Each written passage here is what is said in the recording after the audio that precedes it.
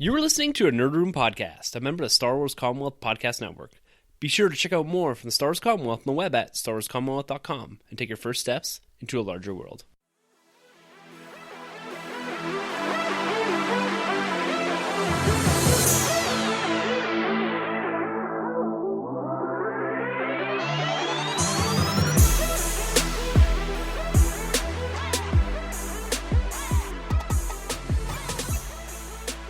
Hey everyone, and welcome to the Nerd Room, where we talk all things Star Wars, Marvel, and DC. This is episode number 121, where we're discussing Solo, a Star Wars story. I'm one of your hosts, Tim. I'm Troy. And I'm Sunjay. Gentlemen, welcome back to the review table. We are here to discuss Solo. This is the 10th Star Wars film, the second standalone, and the fourth release under the Disney banner. Wow. How does it feel? How does it feel to be in this post-Solo world, a world where fandom seems more divided than ever, which confuses me. Yeah, being a DC fan, this whole thing sounds awfully familiar to me. You're right at home here. aren't Yeah, I was like, normally Star Wars reviews were like, all right, lots of positive things to talk about. And in this case, the movie itself may be positive. But that box office number, man, I knew I should have taken Black Panther. Yes. Like that's a $500 million mistake. Yes, it certainly is. Yeah, man. No, I feel good, man. I feel really good because this movie was a little bit of a, I don't want to say a game changer, but man, I really did enjoy this film, and we'll get into it obviously.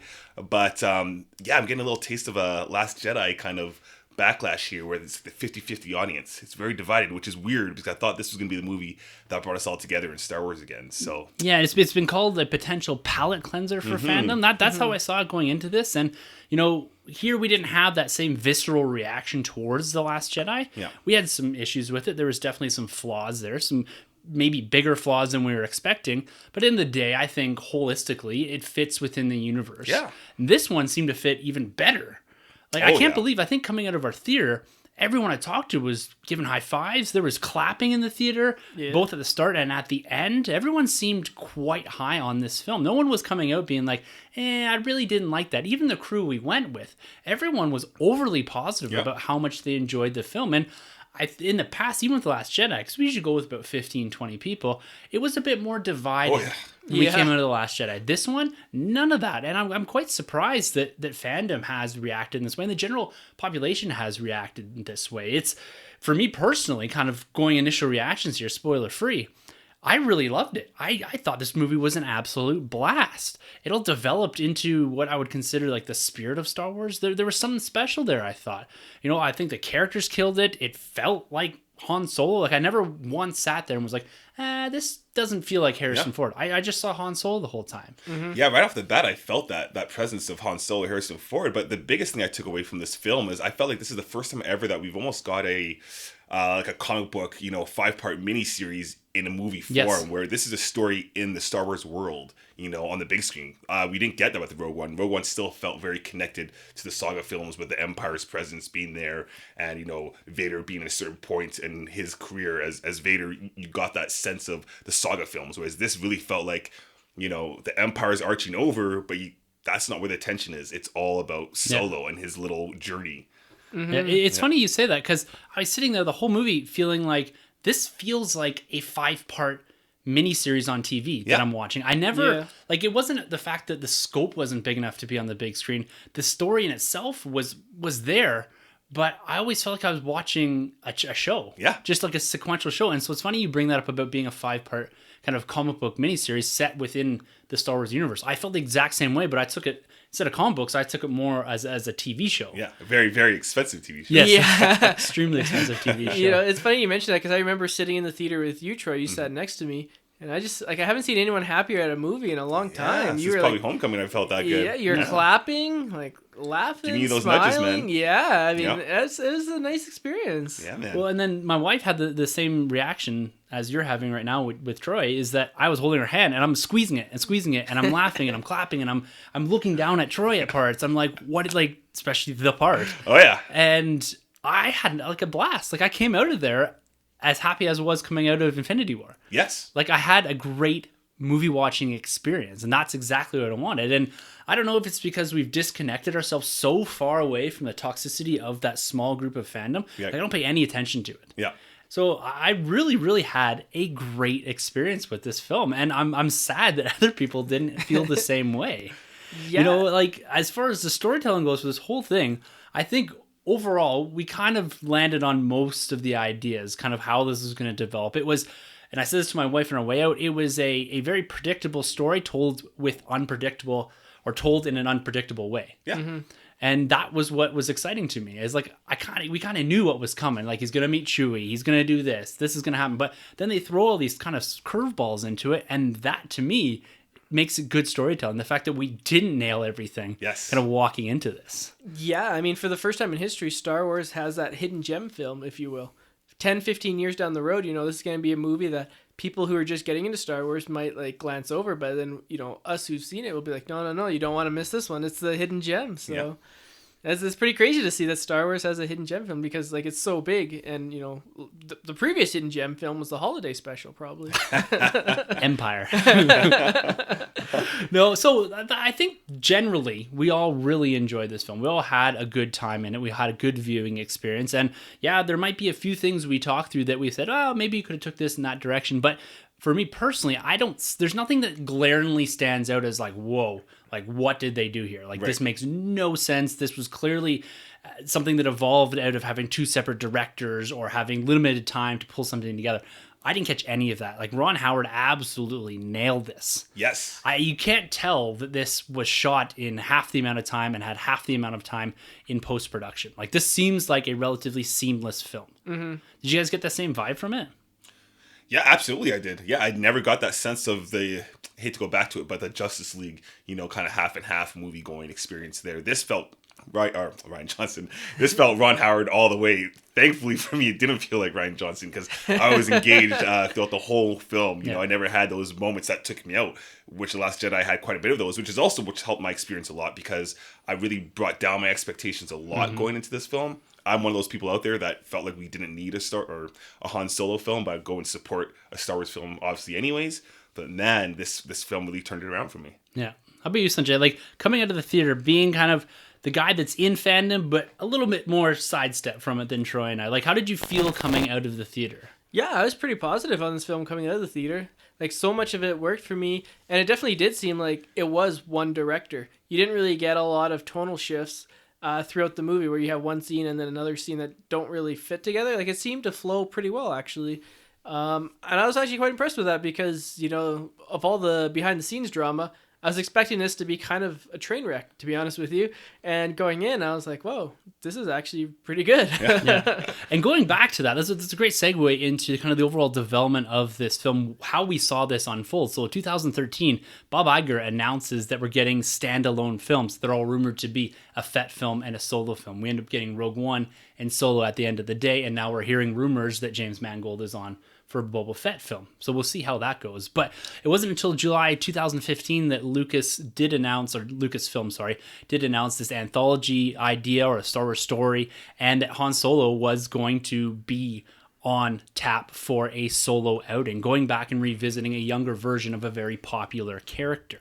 So they didn't quite do that in Rogue One. So again, this is another step away from the comfort zone. There's the first time they're going away and focusing a story really on a original trilogy character and not having the Force or the Skywalkers or Vader really be the focal point of it. So I like the direction that they took with this, or that they set up to take with this. This was that risk we're looking for them to take, although it's still in that New Hope era, or between Revenge of the Sith, New Hope era kind of comfort zone. This was a step away from it all. Empire, like you said, Troy, wasn't the focus. Right. It's about kind of the underbelly, more so even than Rogue One, of the Star Wars universe. And the first directors brought on board were Lord and Miller. Now, the way this all evolved is pretty crazy, because they started shooting this on January 30th, 2017. And the directors and Lucasfilm parted ways due to creative differences on June 20th, 2017. So about 6 months into the shoot.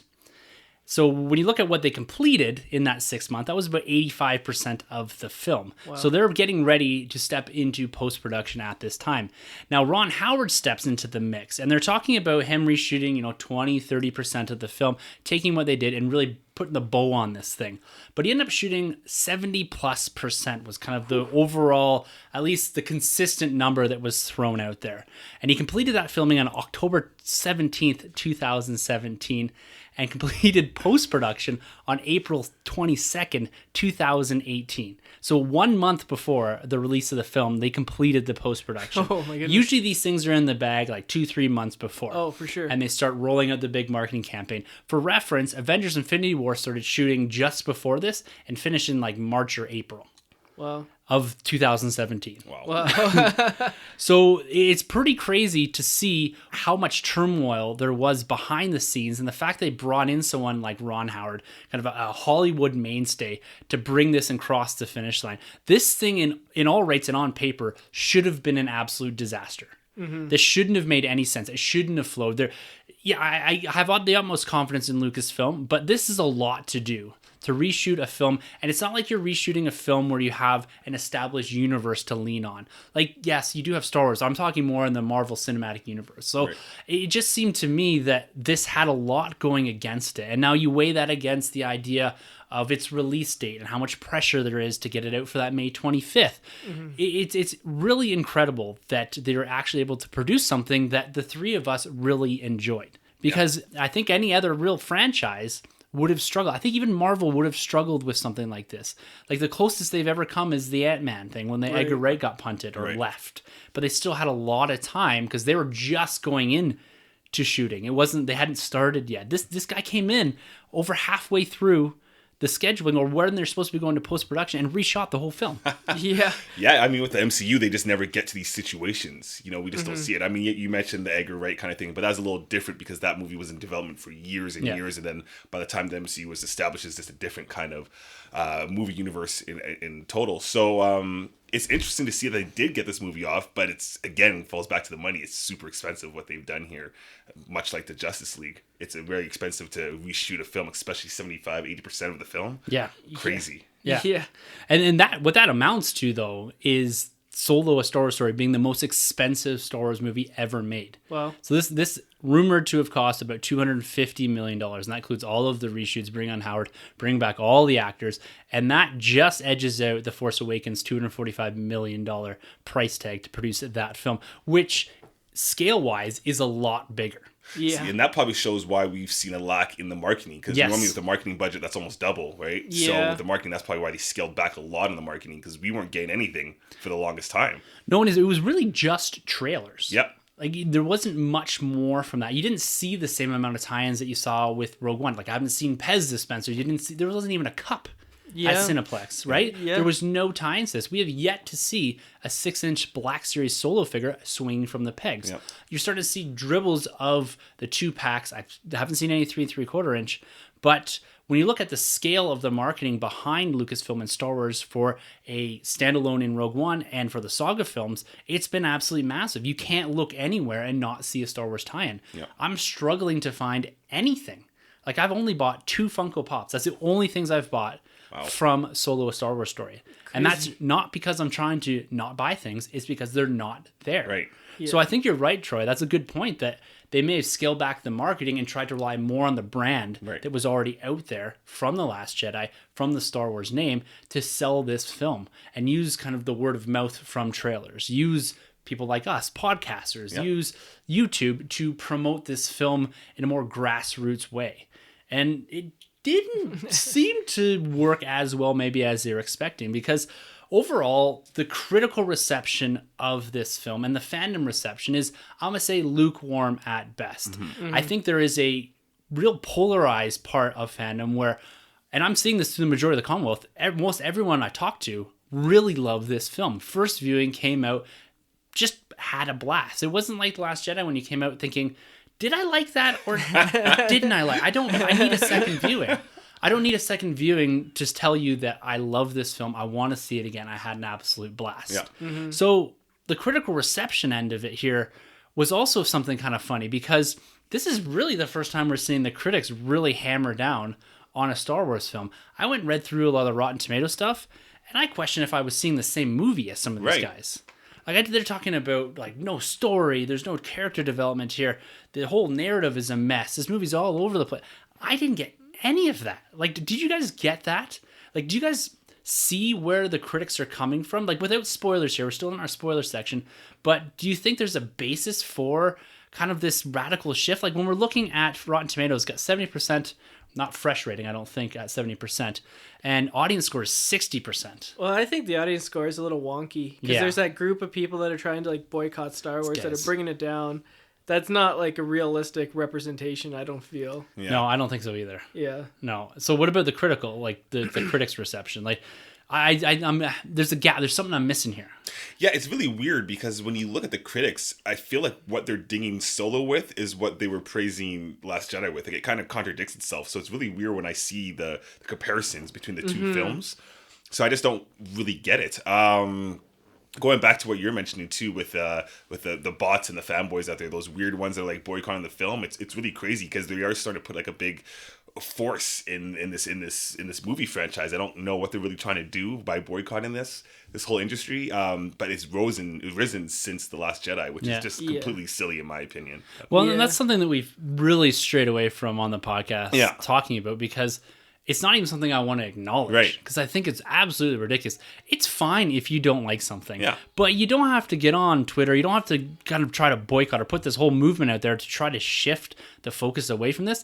And the thing that drove me nuts is when we're talking about the box office here, these guys think that they were the reason it did poorly in the box office, which I think is crazy, because I think it's such a small minority of people that are trying to force Lucasfilm, or in their heads force Lucasfilm in a certain direction because they're upset with how things are being treated. And I think they're stewarding this franchise as best as ever. Yeah. Like, yeah, sure, there's little things that you can change, but you can say that about any franchise, Marvel, DC, whatever.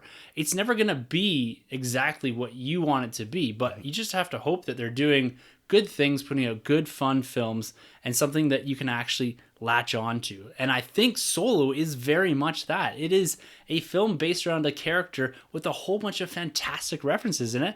And at the end of the day, it's a lot of fun. Yep. That's what we wanted out of this film. This is the kind of that comedic tone that they were looking for. Not so much the Ace Ventura stuff, but really it had a different tone to it. And that's the tone I want to see in a live action TV show. I want to see something with a bit of levity, a bit more lighthearted, kind of give me a bit more of that Marvel-esque filmmaking. I'm happy with that. Yeah, I'd say the humor and the tone fits between like a Rogue One and a Force Awakens. It's like that nice happy medium between the two. Yeah. It's not hitting you over the head with a lot of jokes, but it also can get serious when it needs to. Yeah, exactly. Yeah, and you mentioned about the Star Wars and like some of the fans were upset with like the direction Star Wars is going. I really think that brings down, like, if you look at the big franchise, like the big three right now, Star Wars, Marvel, and DC. Star Wars and DC, they have these, like, original trilogies. We have the Nolan trilogy and then the OG Star Wars trilogy that were so good that no matter what comes after it, nothing can compare to it. You know what I mean? Like, it's like this overarching, it's almost like a bad thing in a way that, like, movies come out, and if they're good, they're like, yeah, they were good, but they're nothing compared to the originals. Then you look at Marvel, they don't have that. They have the luxury of just being fresh. 2008 was the first Iron Man film. Captain America had some others, but they were terrible in the 90s and 70s. So, like, Marvel, they don't have that. So, like, they come out and they're good movies. People are like, yeah, I really like that. And they don't compare it to anything in the past. So I think if you look at the fandoms on the internet, that's a big reason why Star Wars and DC are kind of in the same boat right now. It's crazy to say. And then on the other side, you have Marvel, which is flourishing because they don't have that weight of past expectations. Yeah, and expectations is a big thing I want to talk about here with the box office, because I think that may have really factored into the number that we're seeing relative to what else we've seen in the past with the last three movies. Now, box office, guys, like this is something that we really do focus in on here in the Nerd Room. This is something that we all like to follow. We have our fantasy draft for the year where we've individually picked different films, and it's a bit of a barometer for not so much how the franchises are doing, but it's kind of fun to watch. Yeah. And a lot of people watch this. But this film, this is actually incredible results. The fact that it made, as its final tally, $84 just under $85 million domestically, and worldwide it only pulled $150 million. So that makes $65 million from the foreign markets. Yikes. Now, for comparison, the flat comparison that we can do is Rogue One.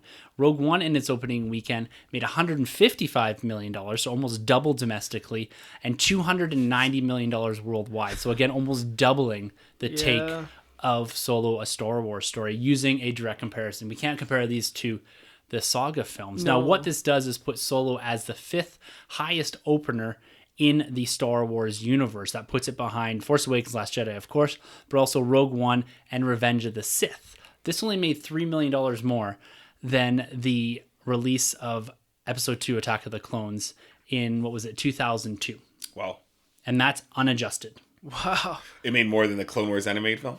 Yes. That's all that matters. Slightly more. For now. And now when you compare that to the Memorial Day, so this is a big weekend in the U.S., big holiday weekend, so you see a lot of movies fall into this market or into this space. But traditionally, it hasn't been a big, it's not like Christmas time or the first weekend in May or anything like that. This isn't where you stick a movie if you want it to really flourish, it seems. I don't know. I'm making kind of a leap here, but we do see quite a few over $100 million debuts. But this is the 7th highest grossing Memorial Day weekend of all time. That's the 4-day weekend, pulling in $103 million. So it took 4 days to get over the $100 million mark. Whew. This puts it behind movies like Pirates of the Caribbean at World's End, Indiana Jones, The Kingdom of Crystal Skull, X-Men The Last Stand, X-Men Days of Future Past, The Hangover Part 2. Wow. This movie fell in behind all of those for the 4-day take on the Memorial Weekend. Now, from us here, that isn't particularly a reflection of how good the movie is, but it definitely means something. Mm-hmm. And we're going to dig into that a little bit, because you even look at the foreign markets, China in particular. We spoke a couple weeks ago about how well Infinity War did there with a $200 million debut, one of the biggest of all time in China.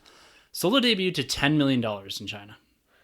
Which is the second largest market on the planet outside the domestic Canada-US. And traditionally, though, China hasn't been a big market for Star Wars. Rogue One only did $30 million in opening weekend.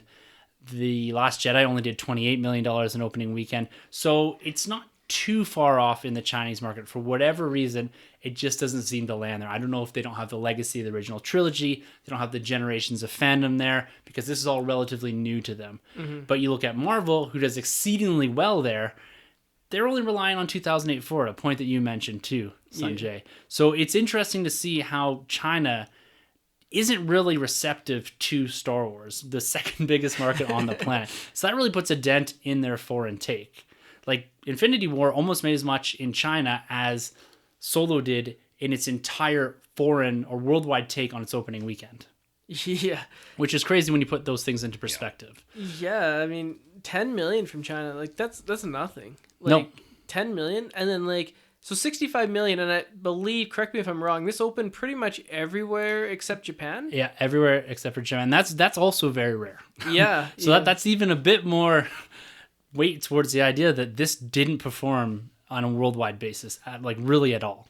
Like, comparing it to past Star Wars films, Marvel films, even DC films. Yeah. Like, Justice League opened bigger than this. Yeah, that's crazy. Puts a smile on my face, but it's crazy. You look at some franchises that get saved by the foreign markets, like a Transformers, yes. Pirates of the Caribbean. Fast and the Furious. Terminator. Terminator. Yeah. Like, those markets can really boost a franchise. So, seeing these results, as a Star Wars fan and as someone who goes to see a Star Wars movie, makes me a little bit worried about what's going to come down the pipeline next, because no one likes to lose money, and no one likes to lose millions of dollars, and this is probably going to be tens of millions of dollars lost when it's all said and done. It may break even.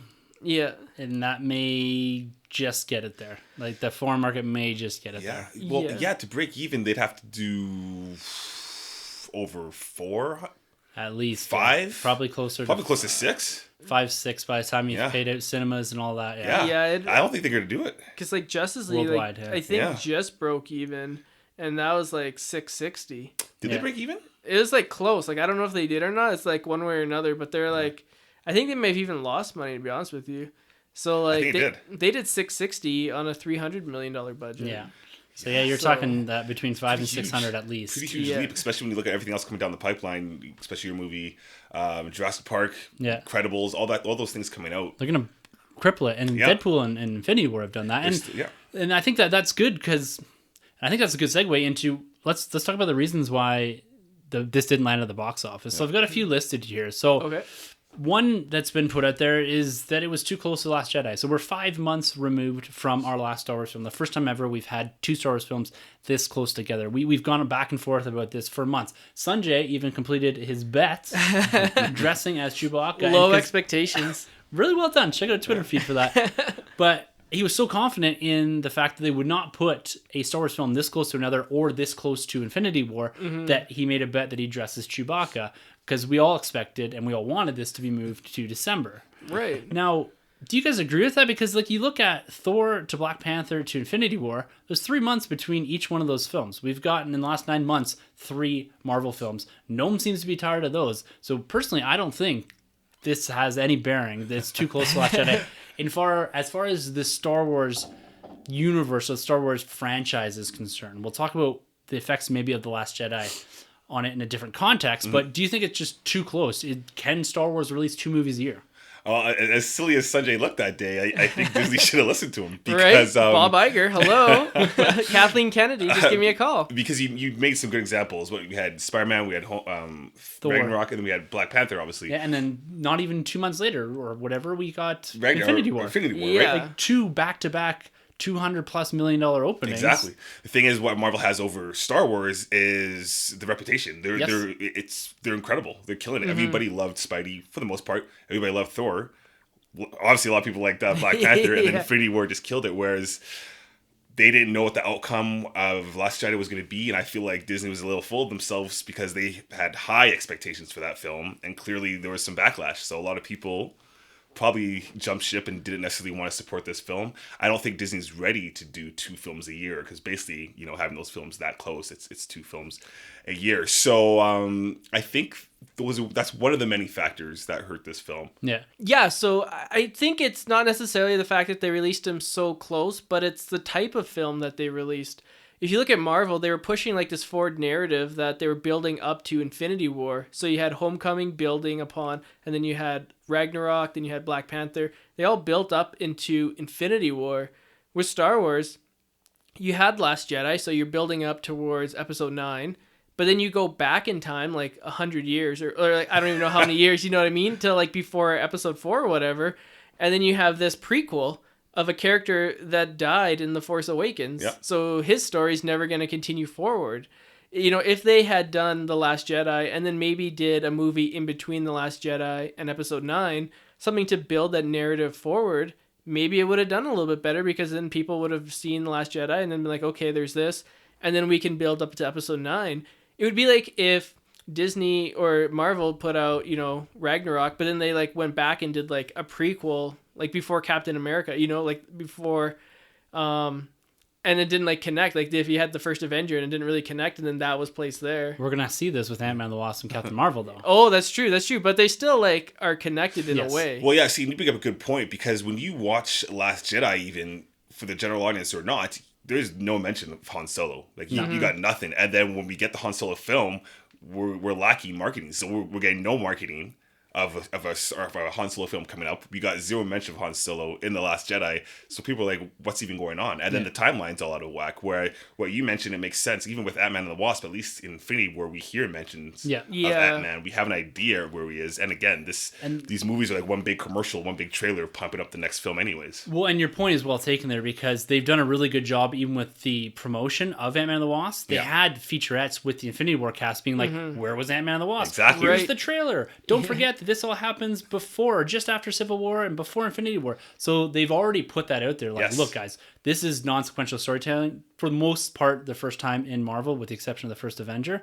But it's one of my points here is non-sequential storytelling. Yeah. So is the familiarity with the fan base or the general population, which is a bit more relied upon for these big openings, like, is the barrier for entry for these standalones too high? Are people just kind of ignorant to the fact that this is a Star Wars film? Oh, it's probably something I can pass because it doesn't have Luke Skywalker. It's not a big saga film. Because the marketing is another big play on this. because we usually have quite a substantial crew, and we had a lot of people that came with us, 12 or 15 people. But some of the real diehards that come every time passed on this opening weekend. Yeah. We had probably 3 or 4 guys that usually come with their wives that were like, I saw Infinity War with you guys. Maybe I'll catch it a couple weeks later. I had a couple guys saying, Tim, I'll catch it on your second viewing. Wow. So people were willing to pass on this film because they weren't overly interested in seeing this story. And I don't think that is all of fandom or all the people on the periphery, but it's definitely weighed into this because you look at the box office, the people just aren't going. And there's a couple other things here we could talk about, like placement in the release schedule.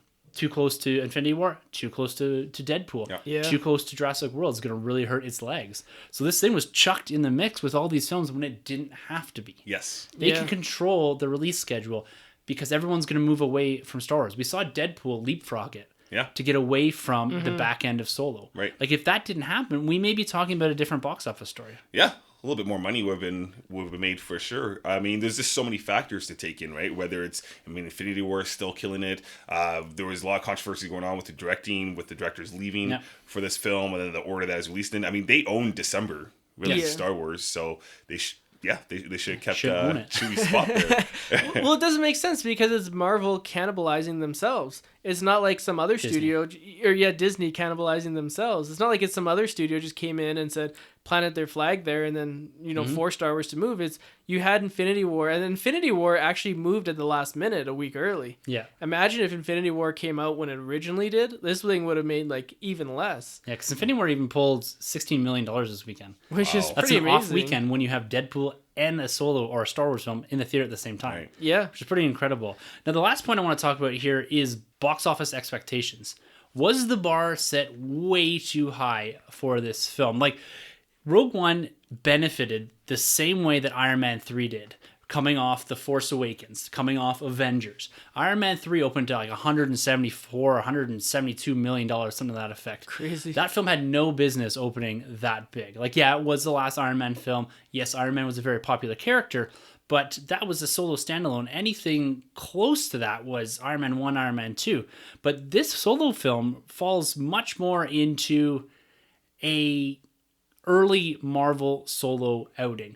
Captain America: The First Avenger did 65 million. Thor did about that. Ant-Man did about 65 million. Doctor Strange did 85 million. So this is fitting much more in the scale of that. So when we compare it to Rogue One's box office, are we comparing it to an overinflated box office because of the reception, because of how well The Force Awakens did? Did it get a $85-90 million bump because it came out a year after The Force Awakens? People were stoked about that film. We're back at Star Wars again. We're coming off of kind of the high of The Force Awakens. We've waited another year.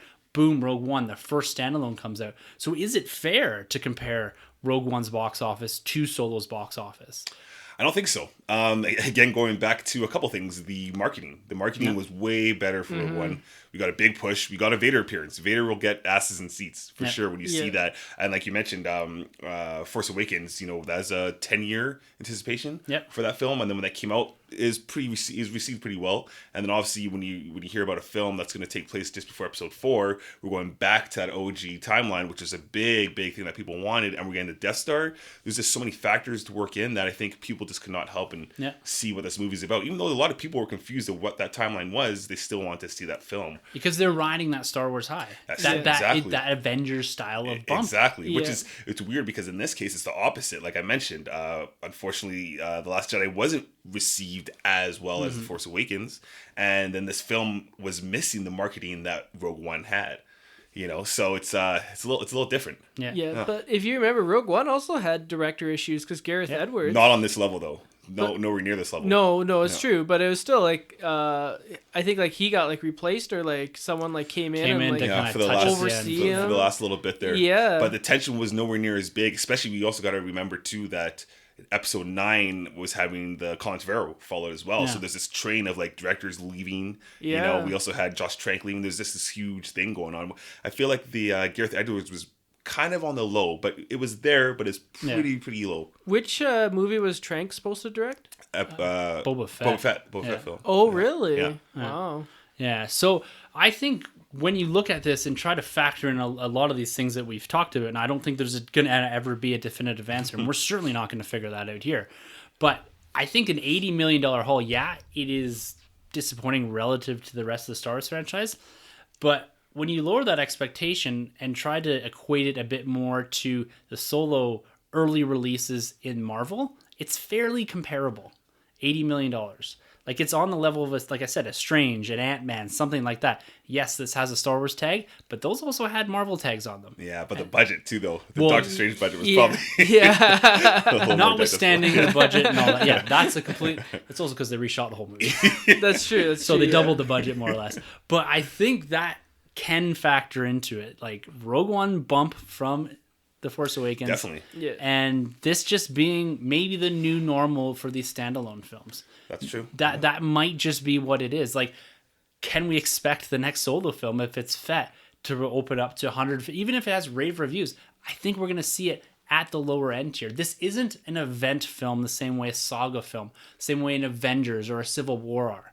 Like, the expectations need to be pulled down. For sure. I think in the future, depending on the character at least. I mean, if it's an Obi-Wan film, I think that's something to be expected a little bit higher. That would essentially, that could be like your Iron Man, right? Yeah. You know, because he's a big deal. But I think the other thing Disney needs to look at, and we'll get into with this film, is that when they're going to do these anthology films, they need to be a one and done. You can't kind of dangle a sequel, because then you're walking to some scary territories, like what we're going to see with this film. Yes. Obviously. Right. Yeah. Loose threads, or threads that may never get picked up. Exactly. Do you think, like, Star Wars as a brand and as a franchise is strong enough to be like Marvel, where you can have your Avengers event films, but then you have your solo films? Like, do you think Disney and Lucasfilm, you know, they're going ahead, they'll probably go ahead with Boba Fett is the next solo one. If they do make it and it doesn't kill it at the box office, do you think they just stop making these solo films and focus on the anthology films? See, that's the thing, and this is what we discussed a couple weeks ago with the idea of a Star Wars cinematic universe. I'm still not convinced that the way they're telling the stories is the right way to construct a universe. We've seen how Marvel does it, the blueprint and all that. The way they're bouncing all over the timeline here, you're starting to maybe see that this isn't something that you can do when you're trying to do this sequential storytelling. This overall universe is bigger narrative. Like, there's teasing things that we will get into that I think maybe can bleed into TV shows. It can bleed into maybe Benioff and Weiss series of films that could be really cool. But you may end up having to choose, and this is what we said last time, your silos, your sagas, your whatever this is going to be, your Old Republic, if they do that, the Johnson, you're going to be all over the place. Yep. So we've been trained by Marvel how to watch a film series or a larger narrative in a universe, and this isn't that. Yeah. So they have to be really careful on how they construct this and how they move forward with it, because a lot of people are saying, we want the Marvel style of viewing, and Star Wars, as big as it is, it's going to be really difficult to do that if they're bouncing around in different eras. Yeah. So anyways, guys, I think it's time we actually get into the film here. Now, we're going to put the spoiler tag on this. We're going full deep cut spoilers with this. So if you haven't seen the film, pause it and come back for our review of Solo, a Star Wars story. So, all right, guys, full spoiler territory. Let's get into this thing. Let's kick it off the discussion of the start of the film, the crawl or the pseudo crawl. Or the Blade Runner 2049 crawl. Terminator, or whatever you want to call it. What are you guys' thoughts of kind of this weird, maybe not weird, but different take on the Star Wars crawl? It was okay. It was cool. It was very Blade Runner, like you mentioned, 100%. I still wish we had a proper Star Wars crawl. I think that whole rule, I don't know if it's Bob Iger or Kathleen Kennedy that decided for some reason the anthology films, a Star Wars story, will not have the crawls. Everything else has it. The comic books, the video games, the novel, they all have these crawls. Iconic. So, I think they're iconic. I think this film could have used it. Well, it didn't really need one. I mean, even the little Blade Runner thing we got, I still would have got the film without having that little backstory. So, other than that, though, it was okay. I just prefer the crawl. Yeah, I would agree. You know, they kind of make them like episodes, like episodic series. And so, like, you know, you jump in and then you're just like, okay, I'm caught up to speed and now I can watch the movie. This one I was like, okay, they should have done like the traditional crawl, like the way it looked. And even if they just put most of what they said and what they said and they actually said, then it would have been fine and just add a couple more things. But you need that crawl. I mean, and you need the music to, like, they're missing that. Yeah. Actually, sorry, I got to rewind. Actually, I said they didn't need the crawl. I didn't need the crawl. I really do need the backstory in this film because I did realize I was kind of out of place with the timeline. At least where it initially started. I feel like if we got something like the Empire is 2 years old or 3 years old at Yes. this point, Yeah. that would really helped. Yeah, because I don't know where to place this on my steelbook collection. I'm confused, guys. You guys are gonna have to help me out on this one. After we read this, So something like 5 years or 10 years after Empire Day. Yeah. Something like that, right? Or the Empire's been in power for X amount of years. Because the way it reads here is it is a lawless time. Crime syndicates compete for resources, food, medicine, and hyperfuel. So this coaxial thing. On the shipbuilding planet of Corellia, the foul lady Proxima forces runaways into a life of crime in exchange for shelter and protection. On these mean streets, a young man fights for survival, but yearns to fly among the stars. Now, to me, when I read that, you get the gist of it, but I think you get most of that just from the context. Like, you don't need the exposition for it. But if you're trying to, or if maybe they're trying to be a little bit more ambiguous as to where this lies in the timeline, but to me, yeah, you could have just said, the Empire's been around for X amount of years or celebrating something. This is Empire Day. And they could have just gone with that. Yes. In lieu of a traditional crawl. Yeah. So I think it was kind of cool. It was kind of a weird in between Rogue One and The Force Awakens, or kind of the traditional crawl where you just had the text. Yeah. Because I saw it a long time ago and I was like, whoa, they're going for it. Yep. And they kind of halfway went there. So I'm okay with it. It's fine. Would you be cool if this was the set benchmark now for these anthology films? Or was that kind of like, okay, it works for Solo, let's go somewhere else, or let's just cut it clean like the Rogue One? I'm in favor of a crawl, but this kind of clean cut, I kind of like that in Rogue One. Yep. I got the gist of it. I don't know if other people needed that. Like, did you need that blurb, Sunjay, at the start of the film to understand what's going on, or do you get it? Because I think for me as a fan, I would have preferred, like you were mentioning, Troy, just placing us in the timeline, because we get to 3 years later eventually, and that's kind of exposition. Mm-hmm. So why not just use exposition to do this and just kind of jump straight into the film? Yeah, Exactly. Yeah, I would have preferred it because then I would have known exactly, and then I would know where to put it on my shelf. This is his biggest concern. Now we open with a younger Han and a younger Kira. They are kind of these street rat kids working for Lady Proxima, which is kind of an unfortunate name given Proxima Midnight in Infinity War. Confused me a little bit. So overall, they seem to be running jobs, they're stealing things, giving it to this for the shelter, for the food and all that. And we really kind of jump into this film with this opening chase sequence. We saw most of this in the trailer, kind of this Ron Howard American Graffiti style of road racing, dragster racing. I thought this is really cool stuff. There's a lot of fun kind of whipping through. You're getting that Han Solo, that vibe of what this film is going to be. And he has some really great interactions with Kira once he gets into whatever the Lady Proxima's den is. So how do you feel about this kind of crashing us into Corellia, giving us the big ships above us, the whole idea of this kind of more of this dragster race? Like, what are you guys' thoughts on how this film opens outside of the crawl? Yeah, I love this. I was engaged right off the bat. They drew me in. I love, like you mentioned, we got the big ships to scale of like Gareth Edwards, what he did in Rogue One, but we got the Hot Pursuit Han going on, which we've never really seen him, at least as far as I can remember, him like driving not like like a Land that. Cruiser, right? Like that. So I thought that was really cool. And this is a young Han, doing some rebellious things. That was great. And I love the Rogue One grittiness behind it too. And I love the aliens. We had subtitles. That felt very Star Wars for me, at least up until we got to Proxima. Lady Proxima. Up until we got to her, which I thought was weird that the aliens had the subtitles, but then she didn't. I thought they should have kept that all, just feeling more like Jabba's height in Return of the Jedi. Return of the Jedi. Yes. Yeah, I like the design. You said the grittiness. Like, it looked kind of like a Blade Runner film where you have, like, the darkness, and it's like this, like, industrial complex kind of thing. I actually really like the design of what was her name, Lady Proxima. Yeah. I liked it. It kind of reminded me of like a Jim Henson movie or something like that. Very like Dark Crystal or Real Life Monsters Inc. Yeah. Or what's the one with David Bowie? Labyrinth. Yeah. Something like that. I really dug it. Well, it's funny you say that because Ron Howard did Willow. Oh, okay. Another one. Okay. Yeah. That makes sense because Warwick Davis was in this. So yes, there you go. He's in all of them. It's funny you say that because Lady Proxima was probably one of my nitpicks of this film. I was really pulled out in that scene. Part of it was Yeah, the color palette that they used for the chase sequence and kind of portraying Corellia was really cool. But when they got in the den, until he chucked the rock, I was like, I lifted my glasses off twice. I was like, they have not put a filter on here. Something is wrong with the screen. Right. I was so confused because it almost looked like they shot it and just put a blue hue over it. Right. So I was really confused. It's like, have you ever seen the movies, this is way back in the day, where they shoot a sequence in the daytime and they put a weird filter to make it look like night? Oh. I'm really thinking, what's the one with Keanu Reeves they do this in? Where he kind of, The Matrix? No, where he's kind of the parachute and all that. Point Blank? Point Blank. Yeah, they from do this in Point Avengers. Blank. Yeah, so they're yeah, exactly. There's a scene in there where this is really weird, but they're on surfboards surfing at night, but they shot it in the day and put a weird hue over it. And that's what I was getting off of this, and I was like, this is kind of weird. And the design of Lady Proxima, it was.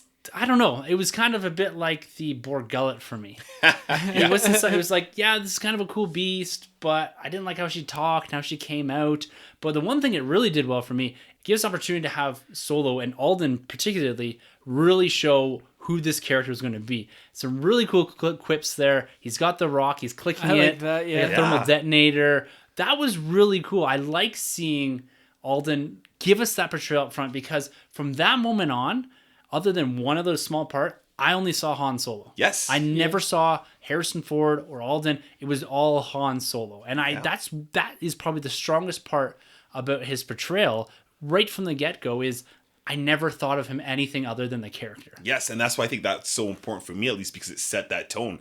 It felt like him in Episode 4 talking to Jabba. It felt like him in Return of the Jedi, a little bit there talking to Jabba. Just all that felt like a young Han Solo, and I think that scene was just was pulled off pretty well. The design's a little hokey, a little weird with Proxima, but all around it worked for me. I think it worked for most of the audience too to really get involved with this movie and back it up there. Yeah, I really like that bit when he has like the rock and he's like clicking it. It kind of and he does it again in the film, something similar. Kind of reminded me of Get Smart, that old TV show. Yeah. Where he would say like, "Oh, I have like 1,000 agents outside," and they'd be like, "No," and he's like, "Would you believe 500?" Like something like that. Like the great dialogue. I like it. That was funny. It's good. A little Star-Lord-ish. Yes. Just a little, yeah. but not enough, right? Just enough. It was enough Solo that it wasn't Star-Lord. Exactly. Because they could have really fell into that trap. Yes. Where they were taking the portrayal of Star-Lord and trying to mimic that a bit and not give you the Han Solo character that overly confident, I'm going to do anything. I could probably get away with it. Yeah. But we'll see. Yeah. That's the attitude I like. And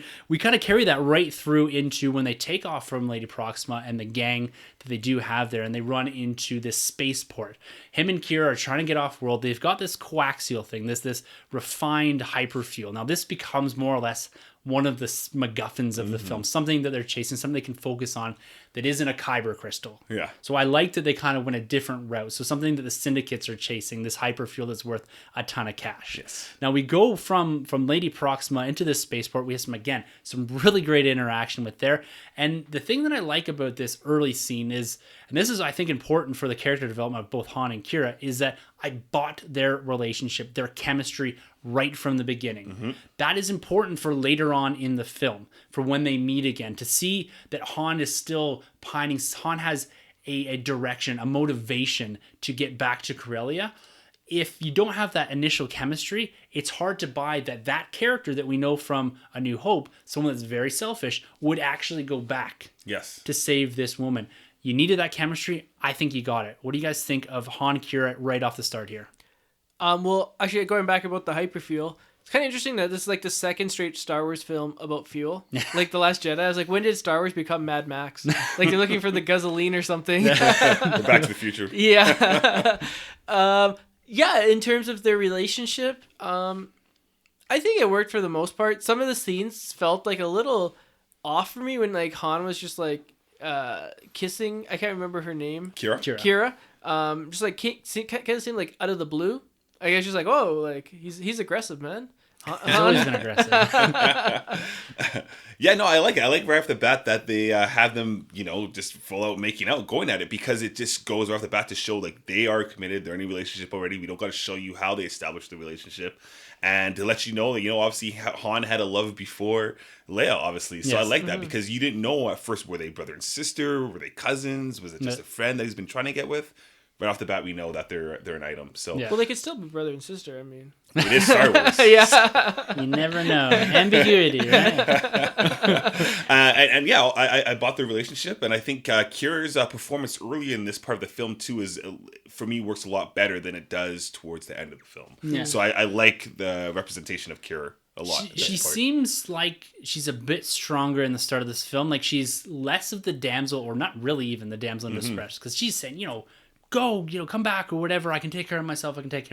Yeah. Now she's found a way to take care of herself, but a lot of that is giving into the syndicates, and that might just be a survival tactic. Yes. Yeah. But I do agree at the start here, yeah, she's really great. And one of the big things that happens here in the spaceport as well is that once Han gets through, they kind of bribe this guard with the coaxial, the troopers and the gang there. They end up taking Kira. He's on the other side. He works his way through, and he joins up with the Imperial Navy or the Imperial Infantry, whatever it is.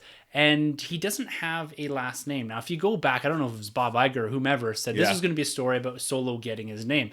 We didn't know if that was going to be literal, like he was getting the Solo name, or if that's more about the reputation he was going to get, kind of forming the lore around Han Solo that we obviously get throughout the original trilogy. But it's very much the literal take on it, in that an Imperial officer gives Solo his name. The name of the film comes from kind of a random act of saying that he's from nowhere. He has no one. So he's kind of traveling by himself. Therefore, he is Solo.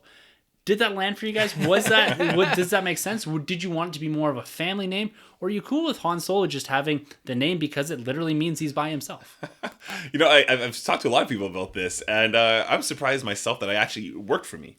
It didn't bother me too much. I just didn't think about it too hard, to be honest, because one, it's Star Wars. There's a lot of silly names as it is, and two, I was like, yeah, it just works. But if I was to tell you about this and you never saw the movie and I told you the whole dialogue about how this worked, you'd be like, that sounds stupid. But when you actually see it play out, at least for me, I was like, yeah, it works. I'd give it a pass. Yeah. How'd it work for you guys? For me, actually, it didn't really work for me because I was like, that seems so contrived, and like, it's a good thing he wasn't a fan of like Home Alone, because then his name could have been Han Alone or something like that, because he's like all alone. I was like, come on, man. But the really cool part, I don't know if you guys caught this, was the background music. Yeah, the score on this? Yeah. Oh no, the Imperial March. The Imperial March. Yeah, I love that. Yeah. Yes. So Imperial March is now part of the Star Wars canon. Well, before that, so the scene you're talking about is when we see like the ad of the Imperials, and then you hear the obviously so Imperial they're March. using it to like to, like as if it's a commercial, which is really really Oh, cool. it was embedded in the film? Yeah. Oh, Yeah, that's so when you what see the footage, you I didn't hear catch the, that. which is awesome. Yeah. So like, I think it's like a recruitment ad. Yeah, I did not catch And, that. and then so in the back of the ad, they're playing the Imperial March. Yeah. And Nice sort of pull. like, but it's not the first time actually. In Rebels, I think it's season 2 or season 1. But in Rebels, we actually see the same thing when they're in like a cantina. You see the Imperials, so it's kind of cool. They paid attention to Rebels, and they're like, yeah, let's run with that. So it just makes the universes all feel more connected. But I love that too. I was right there with you. That is good pull, man. I have to pick that up. I did not catch that. Oh, that's awesome. I love the scene even more. So for me, from the Solo thing, I'm kind of on your side of it here, Sunjay. Is that it does feel slightly contrived. Like, it seems convenient, and it just seemed like he pulled Solo out of nowhere. There was no he didn't run through like, we're gonna call you like Han by yourself, Han, Single. no name or something. Like, I'm terrible at this, but he just kind of was like Han Solo. It's kind of like when you call it a film name inside of a movie, and you're like, there's the film name. Yeah. So it was fine, Yeah. Like, I give it a pass. Again, like you said, Troy, didn't really think about it much. Does this have any consequence on the character, my perception going forward, or in reverse, or whatever? No. So it's there. It's part of the lore now. I buy into it. It's fine. Yeah. What do you guys think, going back to names though? Because getting off of Solo, but Han, I like how this film either calls him Han or Han. Oh, they call it yeah. by Lando? By Lando, I love that, because when you go back to the originals, he's always like Han. He's like, Han. it's Han. It's like, I love that. Well, that's the first time he corrects him, too, in Yeah. this film. Yeah. Like, no, it's Han. So so it's Han. official. It's Han Solo. Yeah. So I That's love right. that. So moving on from this kind of cold open, we'll call it, where you get a bit of the introduction of two of the main characters, bit of background of Solo, how he got his name. The MacGuffin is kind of introduced here, the presence of the Empire and the presence of kind of these syndicates. So we get in a roundabout way, a brief introduction to a good chunk of the overall characters and some of the narrative and what we're going to be chasing in here. So you got to get a perception as to how this movie is going to unfold, and they leave you with a bunch of dangling threads that they pick up as they go through this film. So I think really well done in the first 10 minutes or so. But then we jump about 3 years into the future. We see Han, who's been expelled from the Imperial Flight Academy for having his mind of his own, as is referenced, and he's kind of dropped into this Mimban battle. So Battle of Mimban. And he's in the mud, in the trenches. This battle here, guys, this is probably one of my favorite ground battles outside of Hoth.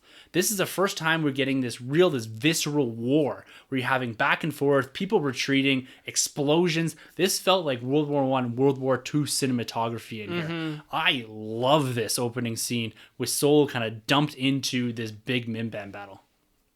This was really cool. I love this scene a lot too. Like you mentioned, it's very like Private Ryan like, but with a touch of like a Star Wars flair. Yes. We get the introduction of Beckett here, and he's doing the gunslinging, and I thought that this is so cool in my opinion because we've never really seen a gunslinger like that. Even Han himself has never been on that level, so it's kind of cool that he could pick up on these things. So I thought that worked very well. There was one thing I wish we kind of got here, and I wish we got a little bit of explanation. I think this would have been a perfect time to do so. Is explaining the transitions from the clones to the troopers, from like humans now being the troopers as opposed to clones. I wish we kind of got some kind of connection, because when you go into the books like Lords of the Sith, you find out some of the clone troopers have become actually Imperial Guards. Yeah. So I wish that would kind of a cool time to explain some of that stuff. But either than that, man, I'm with you. This is probably one of the best ground battles we've had. Better than Rogue One, I'll even say. Yeah. Well, it's more so that we're not getting these clean white stormtroopers, this clean black death troopers. This is showing kind of the Empire having to grind. Yeah. And we've never seen that before. It's usually massive forces done and dusted. Yeah, you get the rebels kind of doing their guerrilla thing, but for the most part, you're seeing clean battles on beaches, in snow. There's nothing like this. Yeah. And I think it really sets a scene for Solo to have that interaction with Beck and all that. I like the backdrop they use here. It's something that we haven't seen before. And to me, again, it really elevates the film. Yeah, I mean, this thing, I love dark and gritty, and this thing is dark and gritty. Like, this is like, did Zack Snyder direct this scene? Because it was amazing. That's probably like one of my favorite scenes of the movie. It's just like, you're in there and you're just like, man, like, you feel kind of like you're actually there with them. Like, they do a really good job making you feel like you're part of the infantry. Yeah, it's great. And we get the introduction of the mud troopers and the trooper guy, and we get the Mimban stormtroopers with all black dirt and the big capes and all that. Yes. Fantastic stuff. And like you said, Troy, introduction of Beckett and his crew here. We hear Rio for the first time. Yeah. We see Val, and we see Han interacting with them. Now, this is the part of the film that if I'm going to say any of it's left, so we have about 30% of the film, say, that was left over from Lord Miller. This, parts of it at least, feel like the leftover stuff from Lord Miller. Because Solo in here feels a little different to me than he does at the start or at the end and middle of the film. Did you guys catch that same vibe? He seemed a bit more quippy, a bit more comedic, kind of when his back and forth with Beck and all that. I want to attribute some of that to the Lord Miller leftover, but some of it is so good that I have to say that Ron Howard had a hand in it. Like, particularly the stuff with Beckett and all that. Yeah. Like, did you get that same vibe that he felt a little different here? Or is that innocence that he's trying to portray, that Alden was trying to get across for Solo? Well, yeah, see, I kind of took it like a little bit of the innocence and kind of starstruck by Beckett. I felt like he kind of looked at this guy, not too much as a father figure, but just someone to look up to. And he was very intrigued. Right off the bat, you could tell he kind of wanted to be something like this. He wanted in with these guys. That's kind of how I took it. But when you put it that way, if I was to say any scene would have been leftover material from Lord and Miller, it probably would have been this, because his character is a little more jokey than what he was established at the beginning of the film. And I don't know if that's because 3 years have passed and whatever's happened. I actually didn't pick up on this, but next time I watch it, I'll have to look out for it, because I was like, I don't know. It was the only part that stuck out to me a little bit. Right. The rest of it seemed like it was not so much dampened on the comedic end, but he was more about the subtle quips here and there, slight references, being a little bit more cocky. Because when you're walking around even Dryden Voss's yacht, it's, keep your eyes down. I can't keep, you know what I mean? Yeah. It was a bit more about the interaction with characters, him and Chewbacca, him and Beckett. This was him kind of rolling with these quips. Right. Yeah. So I don't know. I may be looking way too far into this, looking for that one piece. It still feels relatively seamless to me. Like I'm I'm not picking this out because it feels like it's a different movie. I'm picking this out because Han Solo feels slightly different here. But I'm going to play that off to him being a bit more naive, him being a bit more innocent as to what's actually going on. Right. And kind of using that quip. So it's really used, or Beckett and that crew, and Han trying to get on this crew and trying to blackmail him about not being an actual captain. This is where we get him being introduced to Chewbacca. Yeah. Now, this is a big scene that we were waiting for coming in. So we knew it was coming. We know about this life that Chewbacca has. And it turns out that when Beckett and them call out Han for being a deserter, they toss him in with the Beast, or the infantry toss him with the Beast. Now, it's funny because as I'm going through this, I'm like, okay, wonder when Chewbacca's going to pop up. When they said the Beast, didn't click. It wasn't until I thought, oh, there's a Funko Pop of Solo and Chewbacca chained together, covered in mud. That was my connection piece. So the idea of his meeting with Chewbacca didn't play out the same way I thought it was going to. And again, this is where I'm going to have a small little gripe about the film, is that I feel the scene is good, him fighting with Chewbacca, like he took some big bumps. I love when he starts speaking Shriwook to him. They start to interact.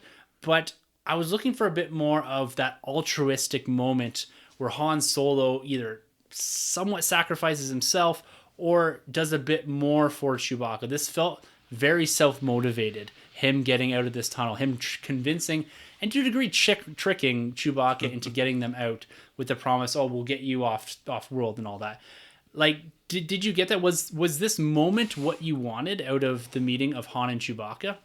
Yeah, I like this. This is probably the beginning of the film when I start nudging Sunjay. Yeah. Yeah. Because as soon as they talked about the Beast, it's like, Sunjay, this is your scene, you know. Oh, Chewie's yeah, I showing had the up. shirt, yeah. Yeah, and I loved it. Again, this felt like Return of the Jedi, when Luke fell down in Jabba's palace In the there, Rancor pit. right? Or even in the trash compactor. You know, I got those vibes of Star Wars, and I loved how we started talking the Shriwook. yeah, to Chewie. I thought that was great, and that fight was like pretty visceral between the two of them. That was really cool.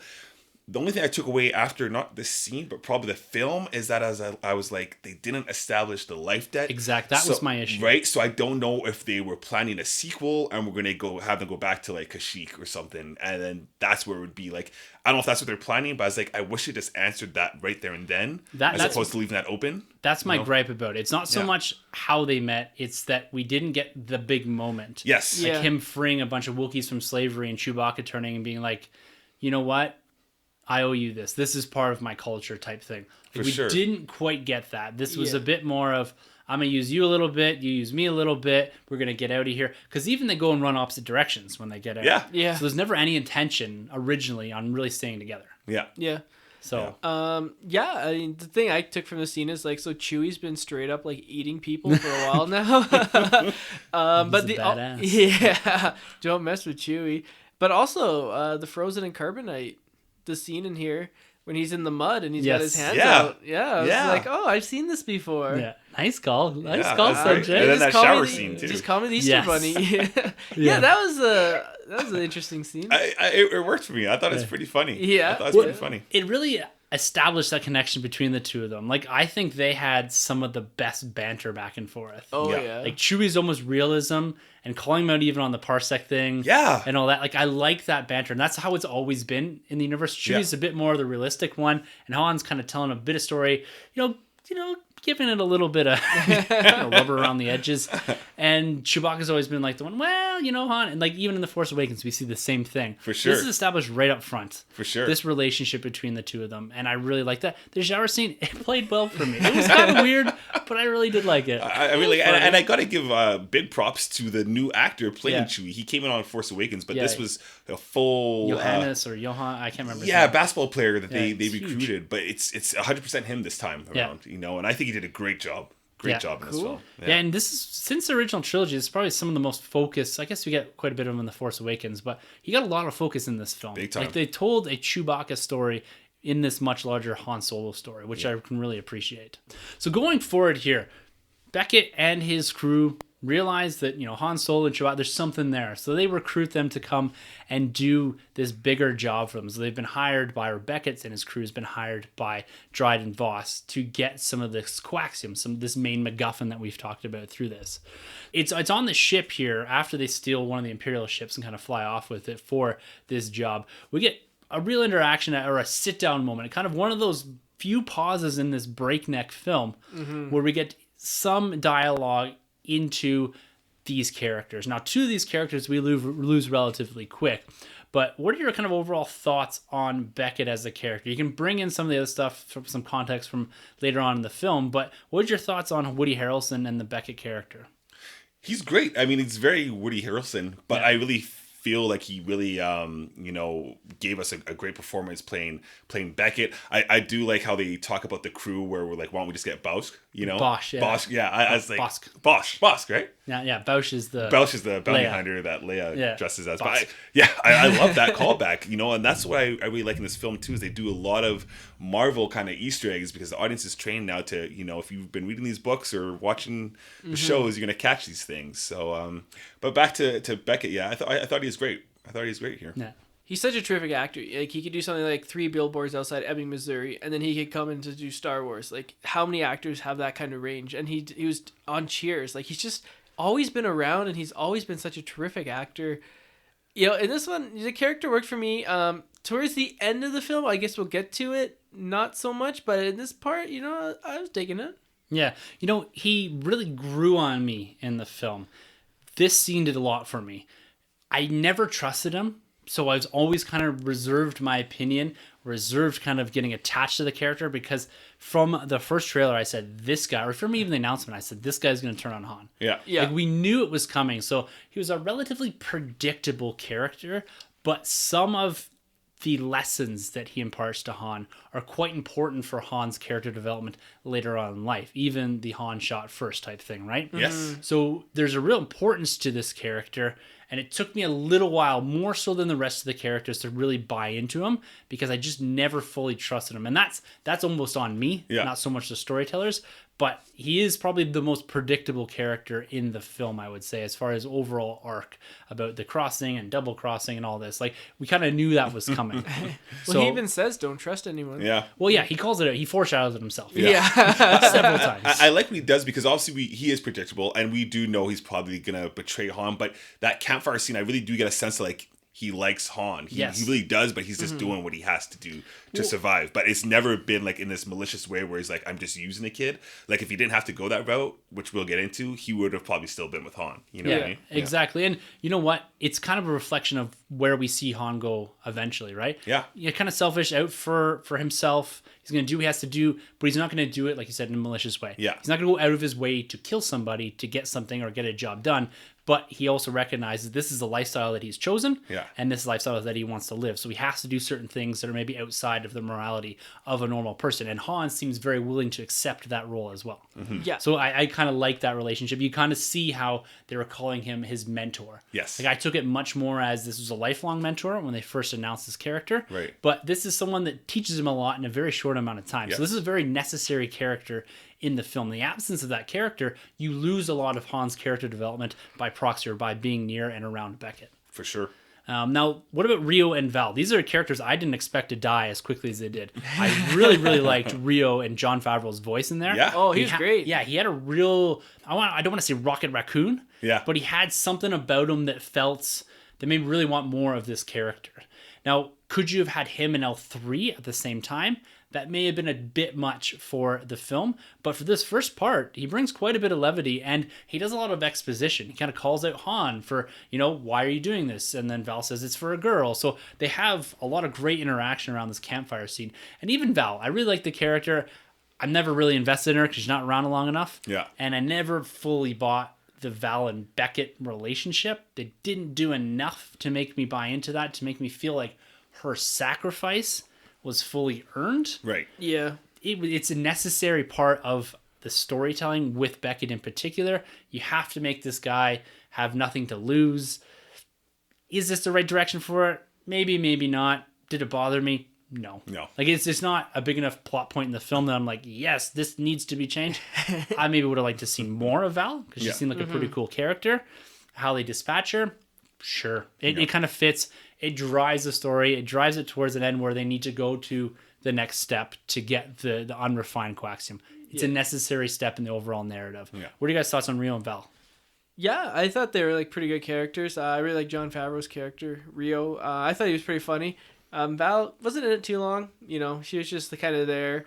Unfortunately, she bites the dust pretty early and doesn't have anything else to do there. So I would have liked to see her stay on a little bit longer. But yeah, they're fine. Yeah.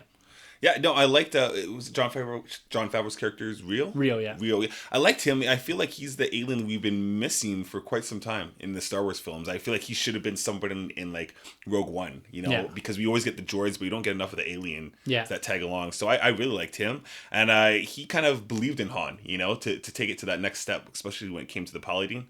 Yeah. So I liked him. I think Val was okay, nothing crazy, but like you mentioned, she's just someone to drive the story along. So she served her purpose in that sense, but she's not a character you're gonna really be rooting for. But I'm sure we'll see her appear in that Beckett comic, because we know Beckett's getting like much like DJ, he's getting like a one shot. Oh, is he? Yeah. Okay. So I'm sure she'll be in there for any Val fans. But yeah, I think they bit the dust when they needed to, because it kind of worked actually. It kind of set that tone right off the bat that people are going to die in this film. Yeah. Exactly. And now she bites the dust in Rio as well in this much larger next action set piece. Now, this is one of my favorite action set pieces of the whole film. Oh, yeah. This train ride. This is really cool. We get an introduction of the range troopers. There's a lot of dynamic action going on here with Han and Chewie. I mean, you got Beckett. You've got these big cables. Rio in the ship. There's a ton going on here.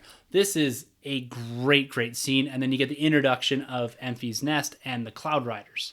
So a lot going on here, but very, very well done action piece. Like, this is probably one of the best ones in the film, I would say, if not the best, as far as overall action. Yeah. You guys aligning with that? Yeah.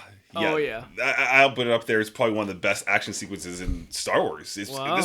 This train sequence was incredible. And the music, the score to go along with it was so cool. It was never confusing. It wasn't a very like shaky cam. Like, you knew exactly what everybody was doing at the same time. The way that Chewie and Han were working together, and then Val was doing her thing and Beckett's doing, I thought it was just great. It was so cool, this train sequence. And again, the score was cool. I like the introduction to what's those pirates called again? Enfys Nest, the Cloud Riders. Yeah, the Cloud Riders. I thought they were cool at this point for me. This point, I thought they were really cool. But all around, I love this scene. Yeah, I totally agree. I really liked the design of the train, how it kind of ran on that track and kind of like flipped. And I liked it was on a mountain. Like, the setting was cool. Like, you could have set up like a movie just like on that train, like Murder on the Enfys Nest Express or something. I thought that was great. Yeah, it was a ton of fun. And the thing I like at the end here, they're battling with Enfys Nest, and Han drops the cargo. So very much a foreshadow to him dropping Jabba's cargo later on. The first time you see the Imperials, Becky calls him out for being a coward. So it's a really, really great scene. And like I said, quite dynamic. You get a few deaths in here. An Enfys Nest, you know what? I'd say initial thoughts on them, I just thought there was some sort of side antagonist. I didn't think they're going to factor that much into the film. But personally, later on, the reveal makes them, for me at least, a much bigger part of this film and a much more important part of the film. Yeah. I didn't really pay much attention to them, to be honest with you. Yeah. They're just pirates. They're just there to be kind of antagonists, to make it so it's just not something easy. It diverts you a bit away from the Empire being, again, the main antagonist. So they served a purpose, but in hindsight, from what we get from the end of the film, I like them a lot more. Okay, because I'm like the opposite. Oh, yeah? Because so at the, I guess we'll talk about it now. Yeah, we can talk about it now. So at the end of the film, they reveal themselves, and they're actually the good guys. Yeah. You know, they're the resistance, like the first resistance people. rebels. Rebels, yeah. And so they talk to them, and then they're like, oh, that makes sense, we'll give you this. But like, why wouldn't they just go and talk to that crew before that whole train thing? Right. They could have saved like Val and Rio's lives. Like, it kind of felt like kind of like a weird plot point where, you know, they're good people, but then they're like portrayed so bad, and they like killed two people, but they're trying to be like the good guys. Yeah, you echo my thoughts 100%. That's Yeah. I'm on the same page. I thought the look of these characters would look so Oh, cool, especially absolutely, going yeah. into the trailers. I was like, these guys are awesome. And like Star Wars is full of pirates. We never had them on the big screen though. So I'm like, cool, it's an opportunity just to have your pirates. They don't have to do anything more than that. And then Yeah. we get this whole reveal, and it's almost like as if the audience is meant to know who they are when they unmask themselves. And I was like, it looked like one of them was two tubes. Yeah, I think it was. It was two. So that was That's my kinda impression cool. of it, yeah. Yeah, but other than that, I was like, I didn't really care. I feel like in Star Wars, we've always had so many different origins of like the Rebel Alliance, like from whether it's Ryloth or obviously the Rebels TV show, or then obviously there's Leia's gang, and then there's Mon Mothma's gang. So I was like, when we saw them, I'm like, of all the other Rebel Alliances that we've seen already that are established, we're getting just nobodies. So that was kind of weird for me. And like you mentioned, like a lot of deaths would have been saved Yeah. if they just were like, Han, stop, like, Yeah. Beckett, stop. This is what we want to do. But my impression from that is that they just assumed they were working for Crimson Dawn, which they were. Right. So they were stealing coaxium for the syndicate, and that's what they were trying to prevent. So for me, like I like the idea of pirates and all that, Yeah. but I liked the reveal of the rebellion because the way I took it, this precedes Mon Mothma and all that. Yeah. So this would be before them. That's my impression of Right. it because like, and we'll have to talk about this when we talk about the big character reveal. Yeah. But my impression is that this is like more than the Ghost Crew, more than Hera, and like early stages Ryloth, because they're explaining about the syndicates and the Empire and all that. I just thought it was a really cool way to see the rebellion, or the idea of the rebellion, Han's early interaction with them, Right. without outright saying this is Mon Mothma, this is Leia, this is whatever, right? Right. You don't have to have Jimmy Schmidt show up and say, I'm here, we're part of the rebellion, do you want to be part of this, Han? Yeah. No, I'm good for now, type thing. Like I really liked that Enfys Nest was something bigger. Mm-hmm. So I'm kind of a bit opposite to you guys. Yeah. I think the reveal made them better for me because I liked how it tied into the bigger universe. But I can appreciate kind of your reception of it not being as warm because it would have been cool just to be pirates Yeah. Yeah. at the end of the day. So I think to me, I'm looking for the bigger ties, and maybe Right. that's why that hit a bit harder for me. Because when she took her helmet off, I agree. I'm like, am I supposed to know who you are? Yeah. Because I don't. Yeah. But the cameras lingered quite a while. Yeah. I thought Like- maybe she was like the daughter of Val and Beckett or something. Right. My Yeah. head went there too. Yeah. I was like, Yeah. because he was looking at her funny, and I was like, oh my god, is this their daughter? Yeah. I thought the exact Yeah. same thing. Right? Yeah. But again, maybe they're planting the seeds for like another film. Right. Or Yeah. a comic series or something Yeah. like that. Yeah. So Something that may never come. maybe not. So overall, they lose this big coaxium kind of haul that they're kind of trying to steal from the Empire, and then Beckett fully reveals here that this shipment was actually for Dryden Voss. He's a high-ranking boss in the crime syndicate Crimson Dawn. And Han and Chewbacca then volunteer after the death of Rio and Val to go with them to steal another shipment. So they're going to try to preserve Beckett's life, more or less, because Dryden Voss is known for killing those who fail, which seems to be relatively common in the Star Wars universe. Failure equals death. So they travel to this yacht that he has, this really cool looking yacht, this Yeah. vertical thing, really visually stunning. I love this, again, with the scale. Yeah. And it's on here that we get our cantina scene Yes. that seems to be relatively consistent. This one I liked a lot better than Canto Bight. Yeah. There's a Yeah. lot of cool elements in here. It wasn't played up as kind of this goofy part. Like it seemed to be that seedy underbelly that we do see in the original cantina scene in A New Hope. Really enjoy this. We get some new characters. We get some old familiar characters and Twi'leks and that. So it seemed to be something that, I can buy into, that this is something that Dryden Voss, this crime boss, this is where he'd be living. This is kind of the crew that would be on board. So I really liked it. Another thing it did, it gave Han and Chewie a lot of time to kind of be funny. Yeah. Yeah. And their interaction back and forth was really great, but the head up, head down, I don't know what I'm doing. Chewbacca takes off, and then Han takes off, and then he meets Kira. So going back and reintroducing these two characters. So with all that, guys, what are your thoughts on the yacht and the introduction or the reintroduction of Kira, Han, and some of that interaction that we see with Beckett and all that on this yacht? The opportunity for them to kind of go and do a bit more talking, a bit more exposition. Yeah, like I actually thought this was like much better than Canto Bight. I thought it was a pretty good scene. Then when Kira comes back and her and Han are talking, and she kind of was foreshadowing about how she has too much red in the ledger, to borrow a phrase from Marvel. Yeah. So she's kind of like foreshadowing, like, okay, so she's probably done some bad stuff in order to survive. you know, what is that stuff? Is that like gonna matter to Han? Like what's gonna happen with that? So that part, like they kind of like seeded it. I think like they actually did a pretty good job with that. And that scene worked for me.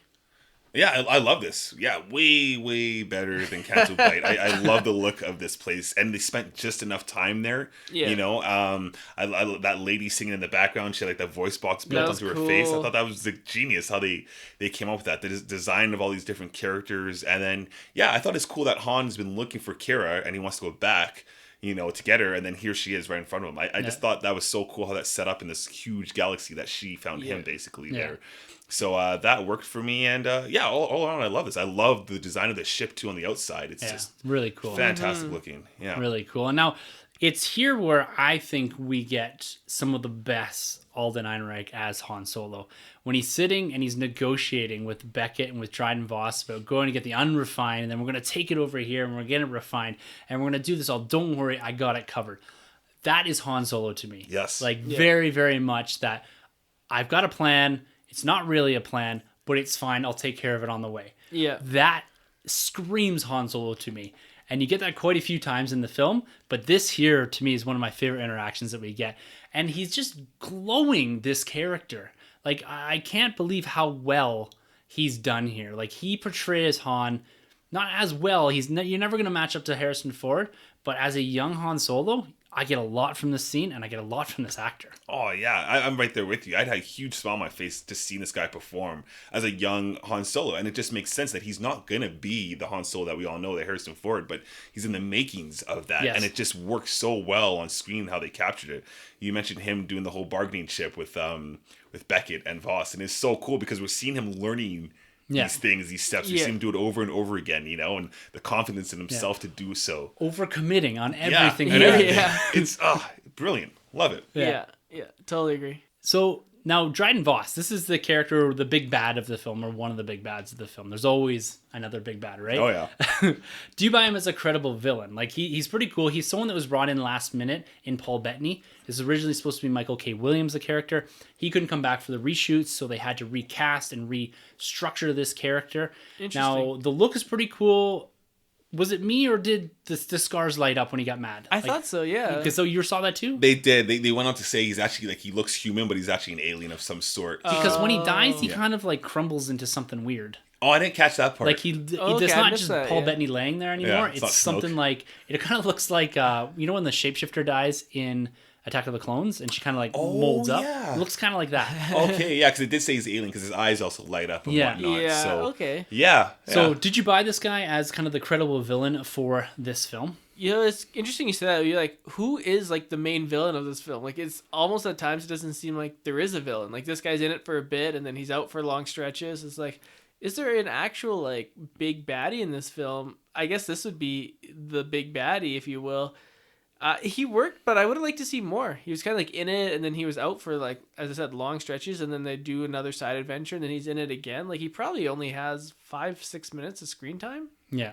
But it worked for me when he was on screen. Yeah, he's not so much the villain in the sense that Thanos is a villain or Hela as a villain. He's more of kind of the one that's driving them to do things. Like, it's that threat of Dryden Voss that makes them go out and have these adventures, go on these, you know what I mean? So they need that character to drive the narrative of the whole plot forward. But yeah, he's not someone that, you do see a fight at the end, but it's not like they're, punchy throughout the whole film here. Yeah. No, I liked him. He wasn't the best, but I really thought Paul Bettany put on a good show from when we saw him. I like the tone that he set. Like, when he wanted to like kill someone, he's gonna do it, and he sets that tone right away. So you get that sense of Beckett and everyone kind of trembling when like, man, I don't want to mess this up because this guy will kill me. He won't hesitate. So I do like that. I like how he's a collector too, because you notice the little trinkets. I think there's a Sith holocron in there as well. There's little things like that. Armor. The Mandalorian armor, obviously, and then the weapons that he used were okay. Yeah, they were okay. Rebels, rebels. Yeah. But I liked them. Nothing to brag about. But I do like what Paul Bettany did with this character. All he had to do was be believable enough that you're two main protagonists, and at this point Beckett and Han and even Kira would fear this guy enough that they would go out and do this, not just kind of piss off and just be like, okay, this guy's fine, so don't worry about him, we're cool to live with a bounty on our head because this guy ain't gonna do nothing. So he had to be that at least. Yes. And I think they did accomplish that with Paul Bettany. And I think the look of the character is really cool. Yeah. Would have been interesting to see what Michael K. Williams did. Yeah. But at the end of the day, I'm cool with Paul Bettany here. Vision, all in the family. Yes. Yes. Poor Michael K. I mean, he's been kicked out of Star Wars. He's been kicked out of Incredible Hulk. Yeah, I think we'll see him at some point again. He's a good actor, and he seemed to have a good relationship with Lucasfilm, so hopefully he gets a role later on down the road. Omar. Yeah. Oh yeah. Big time. The Wire. Big time. Yeah.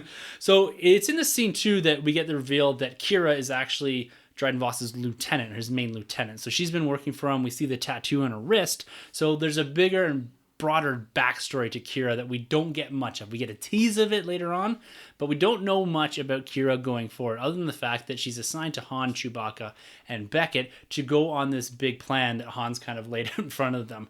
And she's going to say, like, if she's there, you got to do this. If not, I'll kill you all.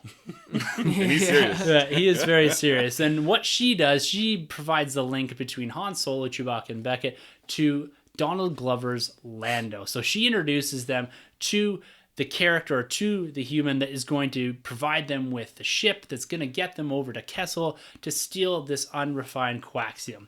Now, guys, we called this out from the start when we said we're excited about Donald Glover's portrayal. He's likely going to steal the show. Did it land for you guys? Is that pun intended? Lando? Yeah. No, man, he was awesome. He was so good. They couldn't put him in this film enough, or else it would have had to been called Lando. Yeah. He was so good. His dialogue, he sounded just like Billy D. It was crazy. Okay, that scene. You got to tell me, was that dubbed with Billy D. Williams? That's what I'm wondering. You get it here and there, like it kind of comes in and out a little bit. His speech or his almost impression of Billy D. Williams. The first few lines, it sounds exactly like him. Like there is very, very little difference in those two characters. It was crazy. I wouldn't be surprised if they sound mixed. It wouldn't be the first time Star Wars has done these kind of things with McGregor and Alec McGuinness, right? Yeah. So, no, he was great. But my biggest thing, and this is probably when I'm nudging Sunjay again, is when he drops the line about Aurora Singh, that Beckett killed her, and he praises Beckett for this. And I was like, are you kidding me? Like, you guys are throwing in Clone Wars tissues here. I thought that was so cool, and I love the fact that Disney is going this route now that they're giving us these Easter eggs. But again, back to Lando, his presence, his swagger was great. Everyone's hyping him up. Kira's talking about this guy, how he's handsome, and he's done this, he's done that. I'm just like, this is so cool because we're meeting Lando at a young age, and he's already established. He's already done all these crazy things at that age. It's wicked. Yeah. Yeah, totally agree. I mean, it's just such a great actor, and the portrayal of Lando is he's always the coolest guy on screen. Yeah. And this continues with this movie. He was great. He oozes charisma in this. Yeah. Like it's all over the screen. And now you can't talk about Lando without talking about L3. Yeah. So the revolutionary droid, his partner in crime, maybe his lover. Yeah. Maybe not. You never know. It you does never know. work. We did find that out. What are your thoughts on L3? Kind of the droid, the sassy droid in this film, your K2 if you want to call it that, from Rogue One. Are you getting tired of the sassy droid, or did you like the portrayal here of Phoebe Waller-Bridge? To be honest with you, I don't really have a strong opinion on this character. It was just, again, she was just kind of there. She bites the dust in a little bit, and she's there. She makes some noise. She wants droid rights. Cool. A bit of tongue-in-cheek on maybe the current political climate, maybe the social climate in the States. I don't know. Yeah, no, maybe a little. That would be pretty on the nose on that one. I think she's fine. She's the new Millennium Falcon. Yes. Yes. Yeah, well, see, I feel the importance of her is so cool because, she's part of the Millennium Falcon, which is great. I felt like if I got more of her earlier, because obviously the way the story goes, it just wouldn't make sense. But I feel like in doses, she worked for me. There's some points which I actually preferred her more than K2SO. I like the design of her a lot, which is pretty cool. I feel like we're probably going to get the end of these droids now. We're not going to get these K2 and L3 like droids. They're probably going to calm it down a little bit. But she really did work for me. I really do like the fact, though, that they downloaded her into the Millennium Falcon and that this makes sense why the Millennium Falcon can actually speak to them, right, in a sense. Yeah, so. And C-3PO calls it in, I think, where is it, Empire or Return, that this has a very peculiar language. Yeah, I think it's Return. It's Return. And that's why it makes so much sense that the ship is so important to Lando, because we see that scene, how he breaks down, like he loves this droid. And it just comes full circle when, you get to realize that, there's a huge importance of the Millennium Falcon to Lando. So Yeah. it Now made sense Han's to kind me. of a jerk for taking it from him. The love of his life. No, I really liked L3. I thought we got the right amount of her. Yeah. I thought it was cool that she instigated this kind of robot revolution or droid revolution in Kessel. That was Yeah. really cool. It was kind of great plot point, great distraction, and she provided again a little bit of levity in the film. Like it's pretty. It's not. I wouldn't say dark at all, but it's a different kind of comedic tone, and I can really appreciate that. Like, do I want to see more? Do I need a droid like this in every single film? No. Do I want someone like Rio maybe in the next film, like an alien, like you said, Yes. Troy? Probably. So I liked how she eventually evolved into something that's a bit more meaningful in the sense that she's plugged into the Falcon. She becomes the ghost in the machine, which is pretty cool. And the relationship that's established between her and Lando is great. They have an awesome rapport. There's some weird moments with the love stuff, but that's kind of cool. And I think that's impactful for Lando later on about how meaningful L3 is to him and how real her death is for him. Like him running across with her in his arms Yeah. is Yeah. quite a moment. Like Yeah. this is like a child or her best friend. Like I took the whole idea of it less of, Lando loving her, but more as like, this is my best friend. Be the same way if Chewbacca died Yeah. Yeah. on Solo. And like they had that great rapport, and I really liked what they did there Yeah. with L3. Like it was a lot of fun, and it was just a brief period in the film. Like it wasn't like she was there the whole time. It's not like a C-3PO and R2, right? Right. It was something that was there, served a purpose, and it became a bigger part of the Star Wars lore. So Yeah. for that, I absolutely love it. Definitely. You mentioned C-3PO and R2-D2. Aren't they were in every Star Wars film up until this one? Is Yeah. that correct? So this is the first time they don't appear, or I believe Anthony Daniels is in the film okay? as, I don't know if it's a droid or a Wookiee, but he is in the film. So yeah, that's the first time we don't see either of those two, which makes sense. There's no way you can shoehorn them in. No. No, you it really make- couldn't. Like the only way you could have had them is if you found a weird way to get them on to Kessel to be part of the droid revolution or whatever, right? Oh, like And them then being breaking like, out. I don't want to be here. You know, like it seems kind of funny, but overall, yeah, it was fine. yeah. Now let's talk about the Millennium Falcon. This becomes a big part of Star Wars lore, of Han Solo's story. The look of it is very different here. Lando's ship is something special. It's classy. It's been impounded, Yeah. but it's a classy ship. What do you think of the look, finally seeing it on the big screen outside of the trailers? Like, did you find it cool? Did you like the cape room? What about it did you like, didn't like? Yeah, I love the cape room. The cape room was cool. Served Han and Kira pretty well Yeah, there too it did. for a moment, so that was pretty neat. I always get a kick out of seeing the pit where they like the weapon pit. Yeah. It's just seeing that chair shake. It's like as the years go by, it just becomes more ridiculous from Finn and then Beckett being in there, and you're like, this thing kind of sucks, you know. But yeah, I liked it. It's cool to see the transformation because we always thought that Han would kind of not so much care for it anymore, but kind of do his own mods to the ship. But then you actually see that, well, he just beat the ship up pretty much, and that's just the state of it when he gets it, you know. So no, I liked it. Yeah, it's kind of interesting to see because you said like when you see it later on in Star Wars, it's such like an old beat up ship, especially like in The Force Awakens. Yeah. Like now you feel bad for it that it just sat there for how many years, and then you have the droid like that's actually living in it.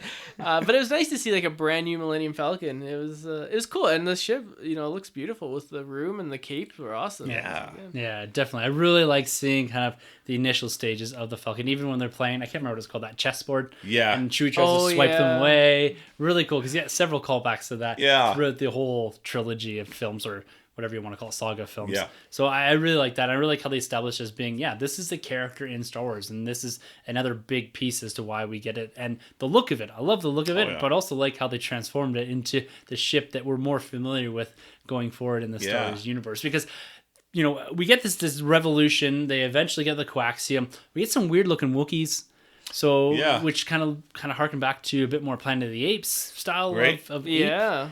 But overall, I thought the whole Kessel thing was pretty cool. I liked visiting Kessel. It's kind of a planet embedded in Star Wars lore. But it's really the Kessel Run Yes. that we're looking for. This is another big piece of Han Solo's lore. This was called out in the original trilogy in A New Hope about doing the Kessel Run in less than 12 parsecs. Always a point of confusion. Parsecs is a unit of distance or length, and it seemed to be referencing a unit of time. They really do solve this in here. So the Kessel Run being kind of the route through what's called the Maelstrom, kind of this nebula. The only safe passage through it is via this one route that is 20 parsecs, I think Lando calls out.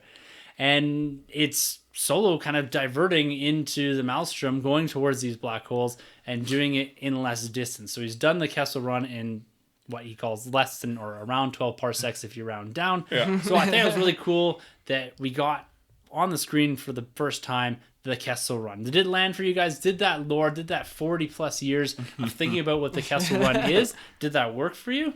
I loved it. I thought this scene was so cool, and it's cool to like get an answer, but not really get an answer, because it's Rey that's like, whoa, so this ship did it in 14. Yeah. So it's kind of like the rumors gone out there that it wasn't actually 12, it was about 14, 15, but then, Han obviously rounds down because Chewie interrupts him being like, he probably said it's 14 himself. So I thought that was pretty cool, and just the way they boosted it up and to escape it. It's a really good sequence actually too. It's beautifully well shot. It's Like incredible. when you get the Star Destroyer coming down the route, and that's why they peel off into the mouse. Like that's really well done. You get the construction of the Falcon by them jettisoning the escape pod. Yeah. The front mandibles gone. You get the whole paint job getting scraped off. Yeah. And they're kind of getting sucked It into knocks the one black of the TIE hole. fighters or whatever. Yeah. And we get this real like kind of callback to the original trilogy with the Falcon not working properly. You get the sound effects. Yeah. Really, really well done scene, and then it fires off, and you've kind of got very, very reminiscent of the original trilogy. Him snaking through, kind of a callback to the thing he did on Corellia with the car, kind of foreshadowing what he's done in the past in Empire. So that was really cool. Did you catch the score when they were rocketing through here, through all the kind of these big carbon balls or whatever they are? It was the same score as when they're in the asteroid belt in Empire. Oh, was it mixed in a little bit? Mixed in a yeah, bit, yeah. See, okay. that was that I was didn't cool. catch that. That was cool. Yeah. And that's why I love about this movie is I feel like they hit so many notes on Star Wars, especially for the new generation, because as a kid watching this, that's going to be your moment is the Kessel Run or the train sequence. They're going to grow up 10, 15 years from now. They're going to remember this is their scene, much like what Return of the Jedi did for us and whatnot. And they give us so many key moments, and the Kessel Run is big time one of those. Yeah. And I think the score plays a big factor into the cinema as well. Like they do original things. Empty Nest has got this weird kind of aboriginal, like it kind of was different. Tribal, a little like. Yeah, exactly. And they mixed in a lot of the original trilogy themes into something a bit bigger. So the cues that we're thinking about, like I'm thinking very much Empire asteroid chase in here, and you're getting that. Yes. And like you said, the call to the Imperial March, like this is very well done and very well integrated. The score is always such a huge part of a Star Wars film, and this one for me really, really lands. Like I absolutely love the score. Who did this one again?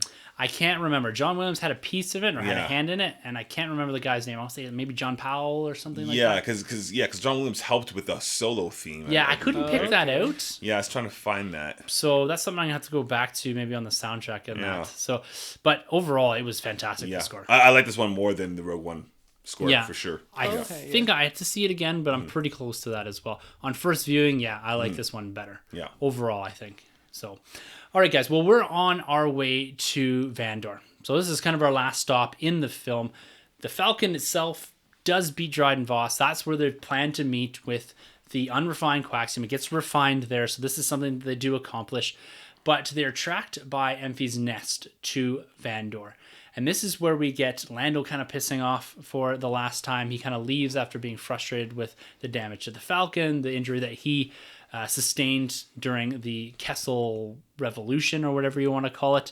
And this is where we really see Han become the good guy. Kira called him out when they first met on Dryden Voss's yacht about, I know who you really are. And she says, you're the good guy. And he says, no, I'm not. No, I'm not. Mm-hmm. So this is a character trait that we see in Han through all of Star Wars, even into the books and all that. He's always trying to do the wrong thing, but always does the right thing in a roundabout way. So he came back in A New Hope. He did all the stuff for the rebellion. He does the right thing here. So we get the reveal of Enfys Nest, which we've already talked about. So sees the rebellion. Like you said, we see Warwick Davis in there, Two Tubes and all that. So a bigger connection to the wider rebellion and the wider Star Wars universe. But Han becomes more sympathetic towards their cause and kind of concocts this overall plan to double-cross Dryden Voss here. And they do it in a really kind of roundabout way that I like. It's this double-cross, triple-cross. I've brought you the real Quaxium, but he thinks this isn't, and then Beckett double-crosses him. So there's a lot going on here. It's a pretty dynamic scene, but I really like how they did it. It really felt Han Solo by the seat of your pants. And then the fight at the end with Dryden Voss and all that. to me, this feels like a plan that Han Solo would have put together. Oh yeah. It feels very Han Solo-esque. Did you guys like how this overall, how it kind of ended here with Dryden Voss, with Kira, with the exception of the big reveal, and Han Solo, him being more sympathetic to the rebellion? Yeah, it's like, you get a double cross, you get a double cross, you get a double cross. After, it worked, but it kind of felt like a little bit after a while, you're just like, okay, like, who's like, no one's on the up and up. Everyone's like not on the level here. But you know what? It was fun. It was a very fun scene because I was like, it kept me guessing. I was like, oh, you got double cross. It's like, oh, he's bad. Oh, but then he got double cross, so he got double cross, double cross. So now he's like a quadruple cross. So now he's okay. Yeah, it's a bunch of bad. Well, some people are better. It's a bunch of real kind of guys looking out for themselves by stealing the things, double crossing each other. So it's kind of a fun scene actually, although it's meant to be quite real. Yeah. It kind of reminded me of like a Pirates of the Caribbean movie or something. Like Johnny Depp could have appeared as Captain Jack Sparrow or something. Yeah, I got that too. I got the Johnny Depp Pirates, and then I also got the Ocean's 11 kind of stuff going on back and forth, and I loved it. And again, this goes into Voss. I really like his character at this point, where he's really like, yeah, you almost had me here, but this isn't the right stuff because so and so's already informed me. And then the camera goes on Kira, and then you're thinking, okay, nice, it is Kira. Like we know it. She's the traitor, the double crosser, right? Yeah. And then it's like, wait, no, it's not. So that worked for me. I really had like fun with that reveal, to be honest, more than anything. Wasn't the biggest fan of the fight scene between Kira and Voss. I liked Voss and Solo for a second. Seeing Solo hold his own with a gun, a gun against his sabers was pretty cool. But then when Kira came out, I was like, okay, that's cool. Like it's not bad. It works for me, I guess. But all around, I love this whole sequence. Actually, it's a nice take as opposed to like every other Star Wars film where it's like the big battle goes on between the two, between the hero and the villain, or the two hero/villains and the villain. Right? Yeah. So yeah, it's a bit confusing. Well, Beckett does the ultimate double cross where he double crosses Dryden Voss and he double crosses Han Solo. He takes the coaxium and Chewbacca and takes off with plans on maybe selling this to someone else and leaving them to all die here with Dryden Voss.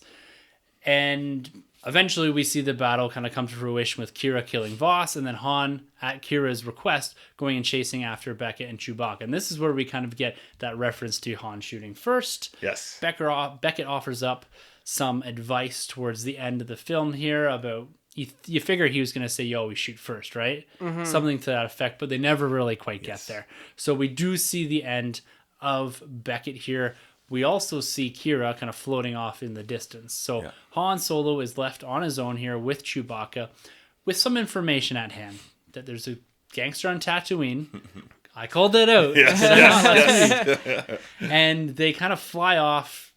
First stop to get the Falcon, but overall they're flying towards Tatooine and investing themselves a lot larger into the crime syndicate world, into this organization, into the underground of the Star Wars universe. So we do get one final scene here before we get to this kind of big reveal, and it's the infamous Sabacc game. Mm-hmm. He finds Lando Calrissian, who's wearing just something awesome, that big yellow whatever he's wearing. It's a Hot Topic exclusive pop, by the way. So did this work for you? Did this game of Sabacc, like we had one earlier, it was a pretty cool scene. You get kind of the cantina vibe there, a lot of great interaction. Hey, Han. Love that call out again. So what's your guys' thoughts on the game of Sabacc? Like, did this play out how you wanted it to? The winning of the Millennium Falcon, that story? No, because we know the outcome. And this is where I'm confused, because when we get to Empire, am I meant to believe they have not seen each other since this part? All the way to Empire? Because if that's the case, then that's kind of a letdown.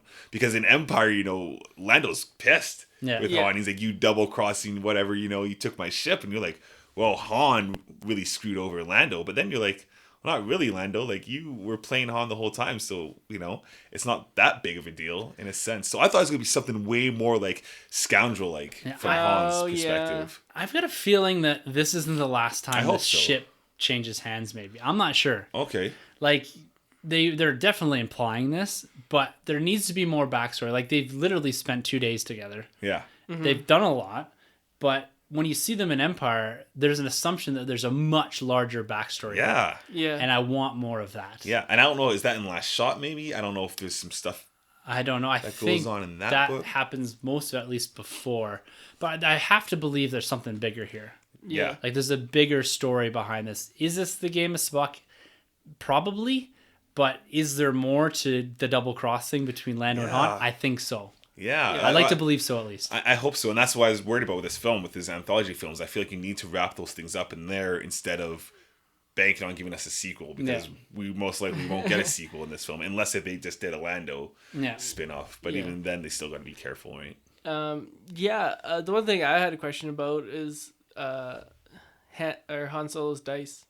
Like, you thought it would play a big part. I don't know, like in the original trilogy, I can't remember it making an appearance in there. It's only in A New Hope, I think. Like, there's like a shot of it, and there's a cut scene from Force Awakens when the dice are in it, and then you see them in The Last Jedi. In The Last Jedi. So it's more of a nod than it is anything relevant, I think. Because I know, like, Kira gives it to Han when, like, they're about to leave and stuff. So, like, okay, like, a little bit more backstory, because they keep, like, showing these dice and stuff, and I keep expecting them to, like, maybe I thought, like, the dice would be, like, how he beats Lando to win the Millennium Falcon. They'd factor into something bigger. And that would have been better. That would have honestly been a lot better, because these dice, nobody really knew much about these dice, and then they hyped it up since Last Jedi, I guess you could say, and then it's like, it doesn't make any sense, because it's very weird that it's something that he got from his ex-girlfriend that would now be given to his wife.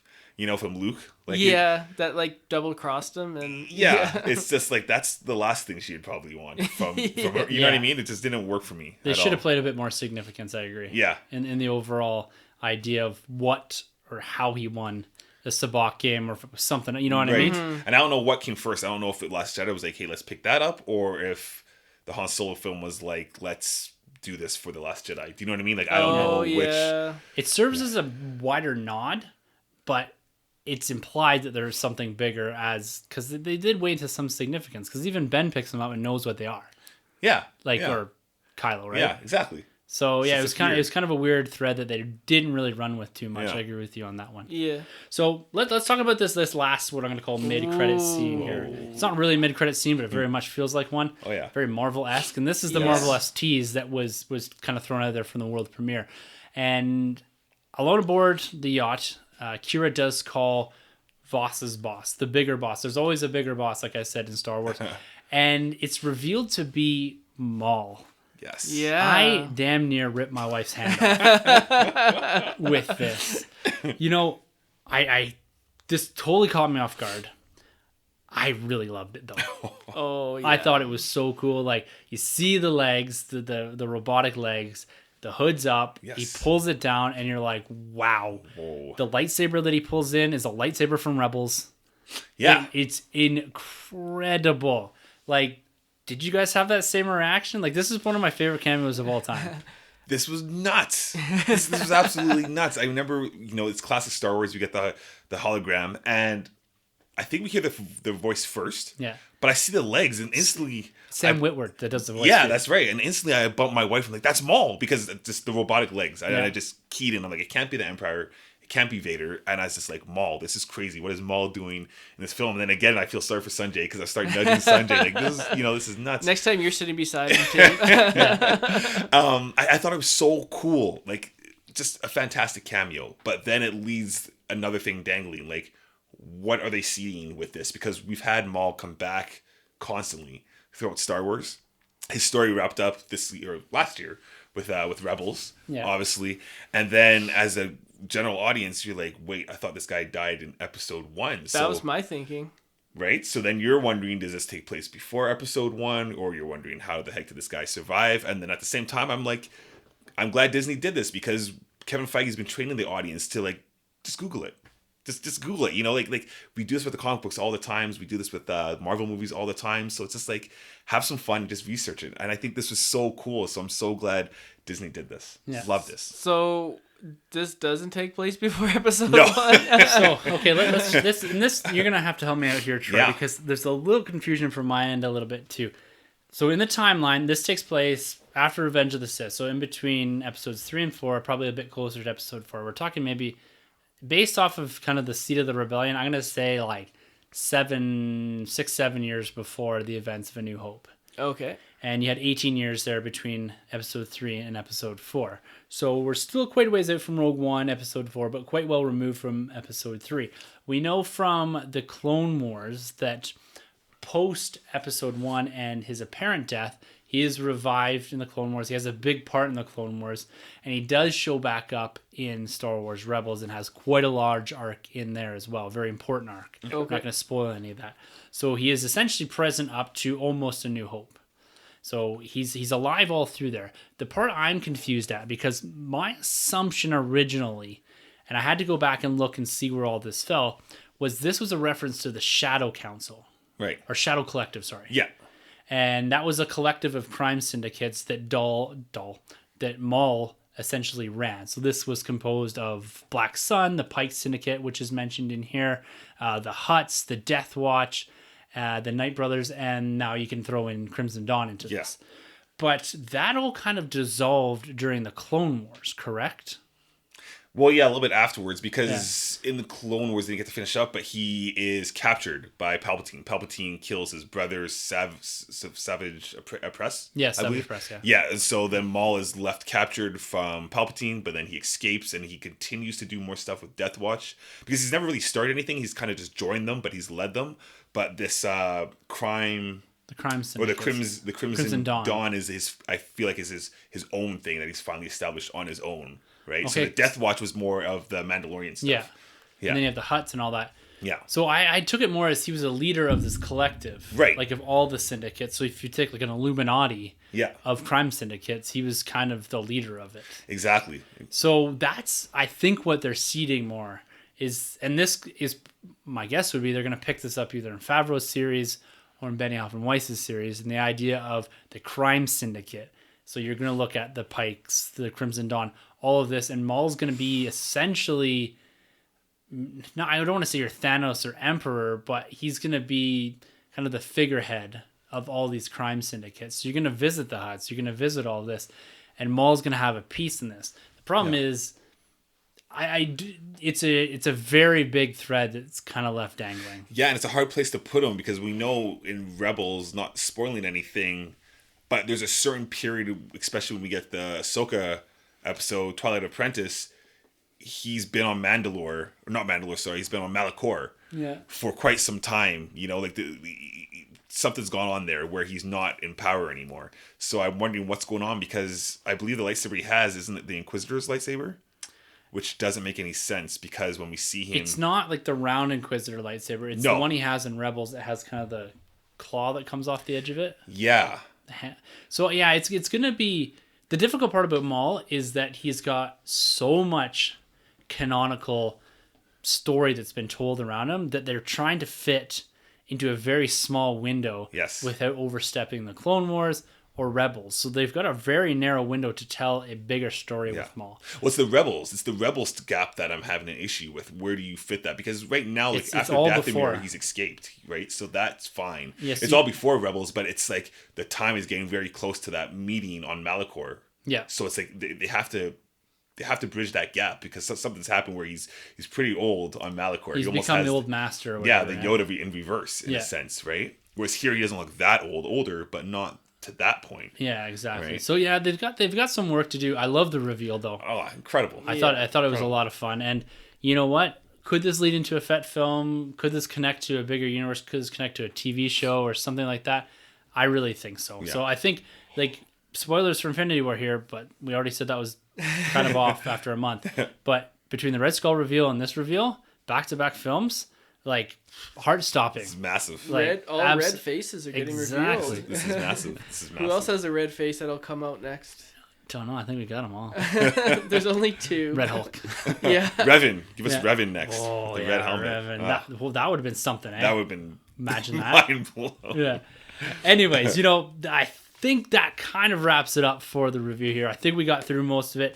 Again, like we say with all of our movie reviews, the big caveat that we put on here is that we may have missed something, but this is something that we're going to continue to come back and revisit from week on week out. Hopefully we get some questions in the coming weeks that allow us to revisit some of these ideas.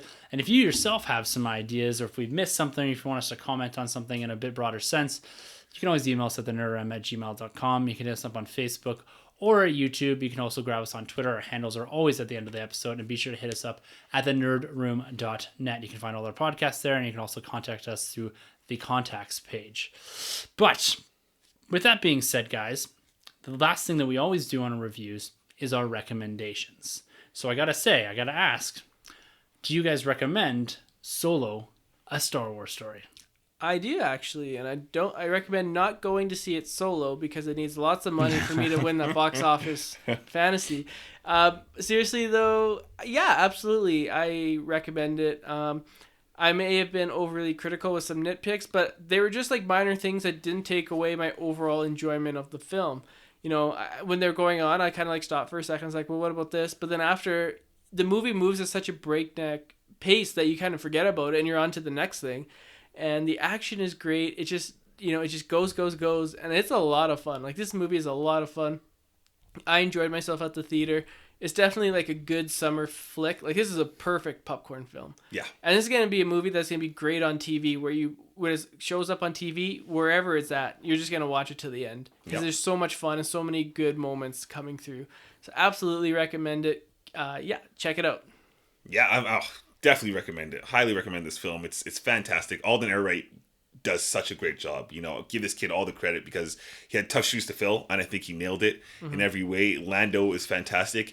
Kira's great in the first bit of the movie. I feel like is it Emilia Clarke. Emilia Clarke. I feel like she still hasn't just broken out onto the big screen just yet, and this film still doesn't do it for her. But this is the best cinematic performance she's had on the big screen, so that was great. Everybody's characterizations was just fantastic. I love it.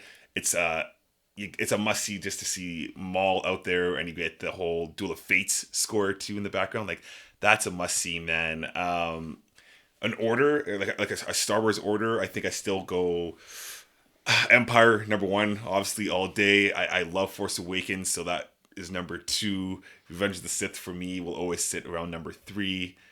I put A New Hope number 4. I put Solo between episode 4 and it's up there. So I put Solo 5. Wow. Yeah, Return of the Jedi 6, and then I go Phantom Menace number 7, and then I go Last Jedi, and then I go Attack of the Clones. You forgot Rogue One, did you? Oh yeah, I didn't put Rogue One there. I'll put Rogue One just. Damn, I'll put Rogue One just above Attack of the Clones. Yeah. Rogue One still sits pretty low for me. Whoa. Wow. Yeah, okay. and then the Clone Wars TV show or cartoon. Sorry, TV show is great. Cartoon's not even on my list. Oh, I guess I should give my list. Yeah. Okay, so I go Force Awakens 1, Empire 2, New Hope 3, probably then Rogue One 4, Episode 3, 5, and then I'd probably go Episode 6 next, and then Solo, and then wait, did I say Rogue One yet? Yeah. Okay, Yep. yeah, and then Solo, and then Attack of the Clones. Actually, no, Last Jedi, Attack of the Clones, and then Phantom Menace for me is the last one. All right. Interesting. All right. We'll see. I'm not willing to put my list out there quite yet. I need to see this film again. My list is quite fluid, but as far as recommendation goes, yeah, this is a 100% recommendation for me. Get out there and see this film. If you're a Star Wars fan of any kind, you're going to enjoy this film. You're going to enjoy the references. You're going to enjoy the portrayals of the characters. And this is really the first time outside of Ewan McGregor, which is quite far removed, of someone going back, or several characters going back and taking well-established fan favorite characters and giving them kind of a fresh-faced look. I think they nail it. I think they do a really good job. They had, like you said, Troy, really hard shoes to fill, both Glover and Alden Ehrenreich, and they did a really great job. The story itself, Ron Howard pulled this thing off. Yep. It is well done. It's well crafted. It's really fast, economic storytelling. Yeah, there's a few things here and there that we nitpicked, but nothing major. This is a Star Wars film through and through. Get out there and see this for sure. As far as my list, I'm not going to place any of this right now, but I will say this ranks above the 50% bar. Like it's in that 5-6 range for me. And you know what? Like, I got to see this again, but it's definitely in there. Like, I don't know if I like it better than Rogue One quite yet, and Rogue One's quite high on my list. Yeah, that's right. Yeah. So it's rocking in there. Like, this is one of my favorite Star Wars films. It's something different, something that is unexpected. It's right up there for me, and I absolutely really enjoyed it. So, with that being said, guys, I think it's time for us to sign off for our review of Solo, a Star Wars story. And until next week, if you got questions, make sure to send them our way. and get out there and see Solo. We'll be back next week to cover all the latest in Star Wars, Marvel, and DC big news drops. And of course, we'll be talking a bit more about Solo and the implications for the larger Star Wars universe. So until next week, gentlemen, for the Nerd Room, I'm Tim. I'm Troy. And I'm Sunjay. And thank you for entering the Nerd Room. This has been a Nerd Room podcast production. You can find our hosts, Tim, Troy, and Sunjay on Twitter at TheNerdRM, TroyTheBoy87, and Sunjabby. For more content from the Nerd Room, check out thenerdroom.net. And don't forget to subscribe to the Nerd Room on iTunes, Podbean, and YouTube. Be sure to head over to StarWarsCommonwealth.com to find more podcasts in the Star Wars Commonwealth Podcast Network, including Talk Star Wars, Tumbling Saber, Generation X-Wing, Rogue Squadron Podcast, Skyrips Podcast, and San Diego Sabres. Follow the Star Wars Commonwealth on Twitter at SW Commonwealth and take your first steps into a larger world.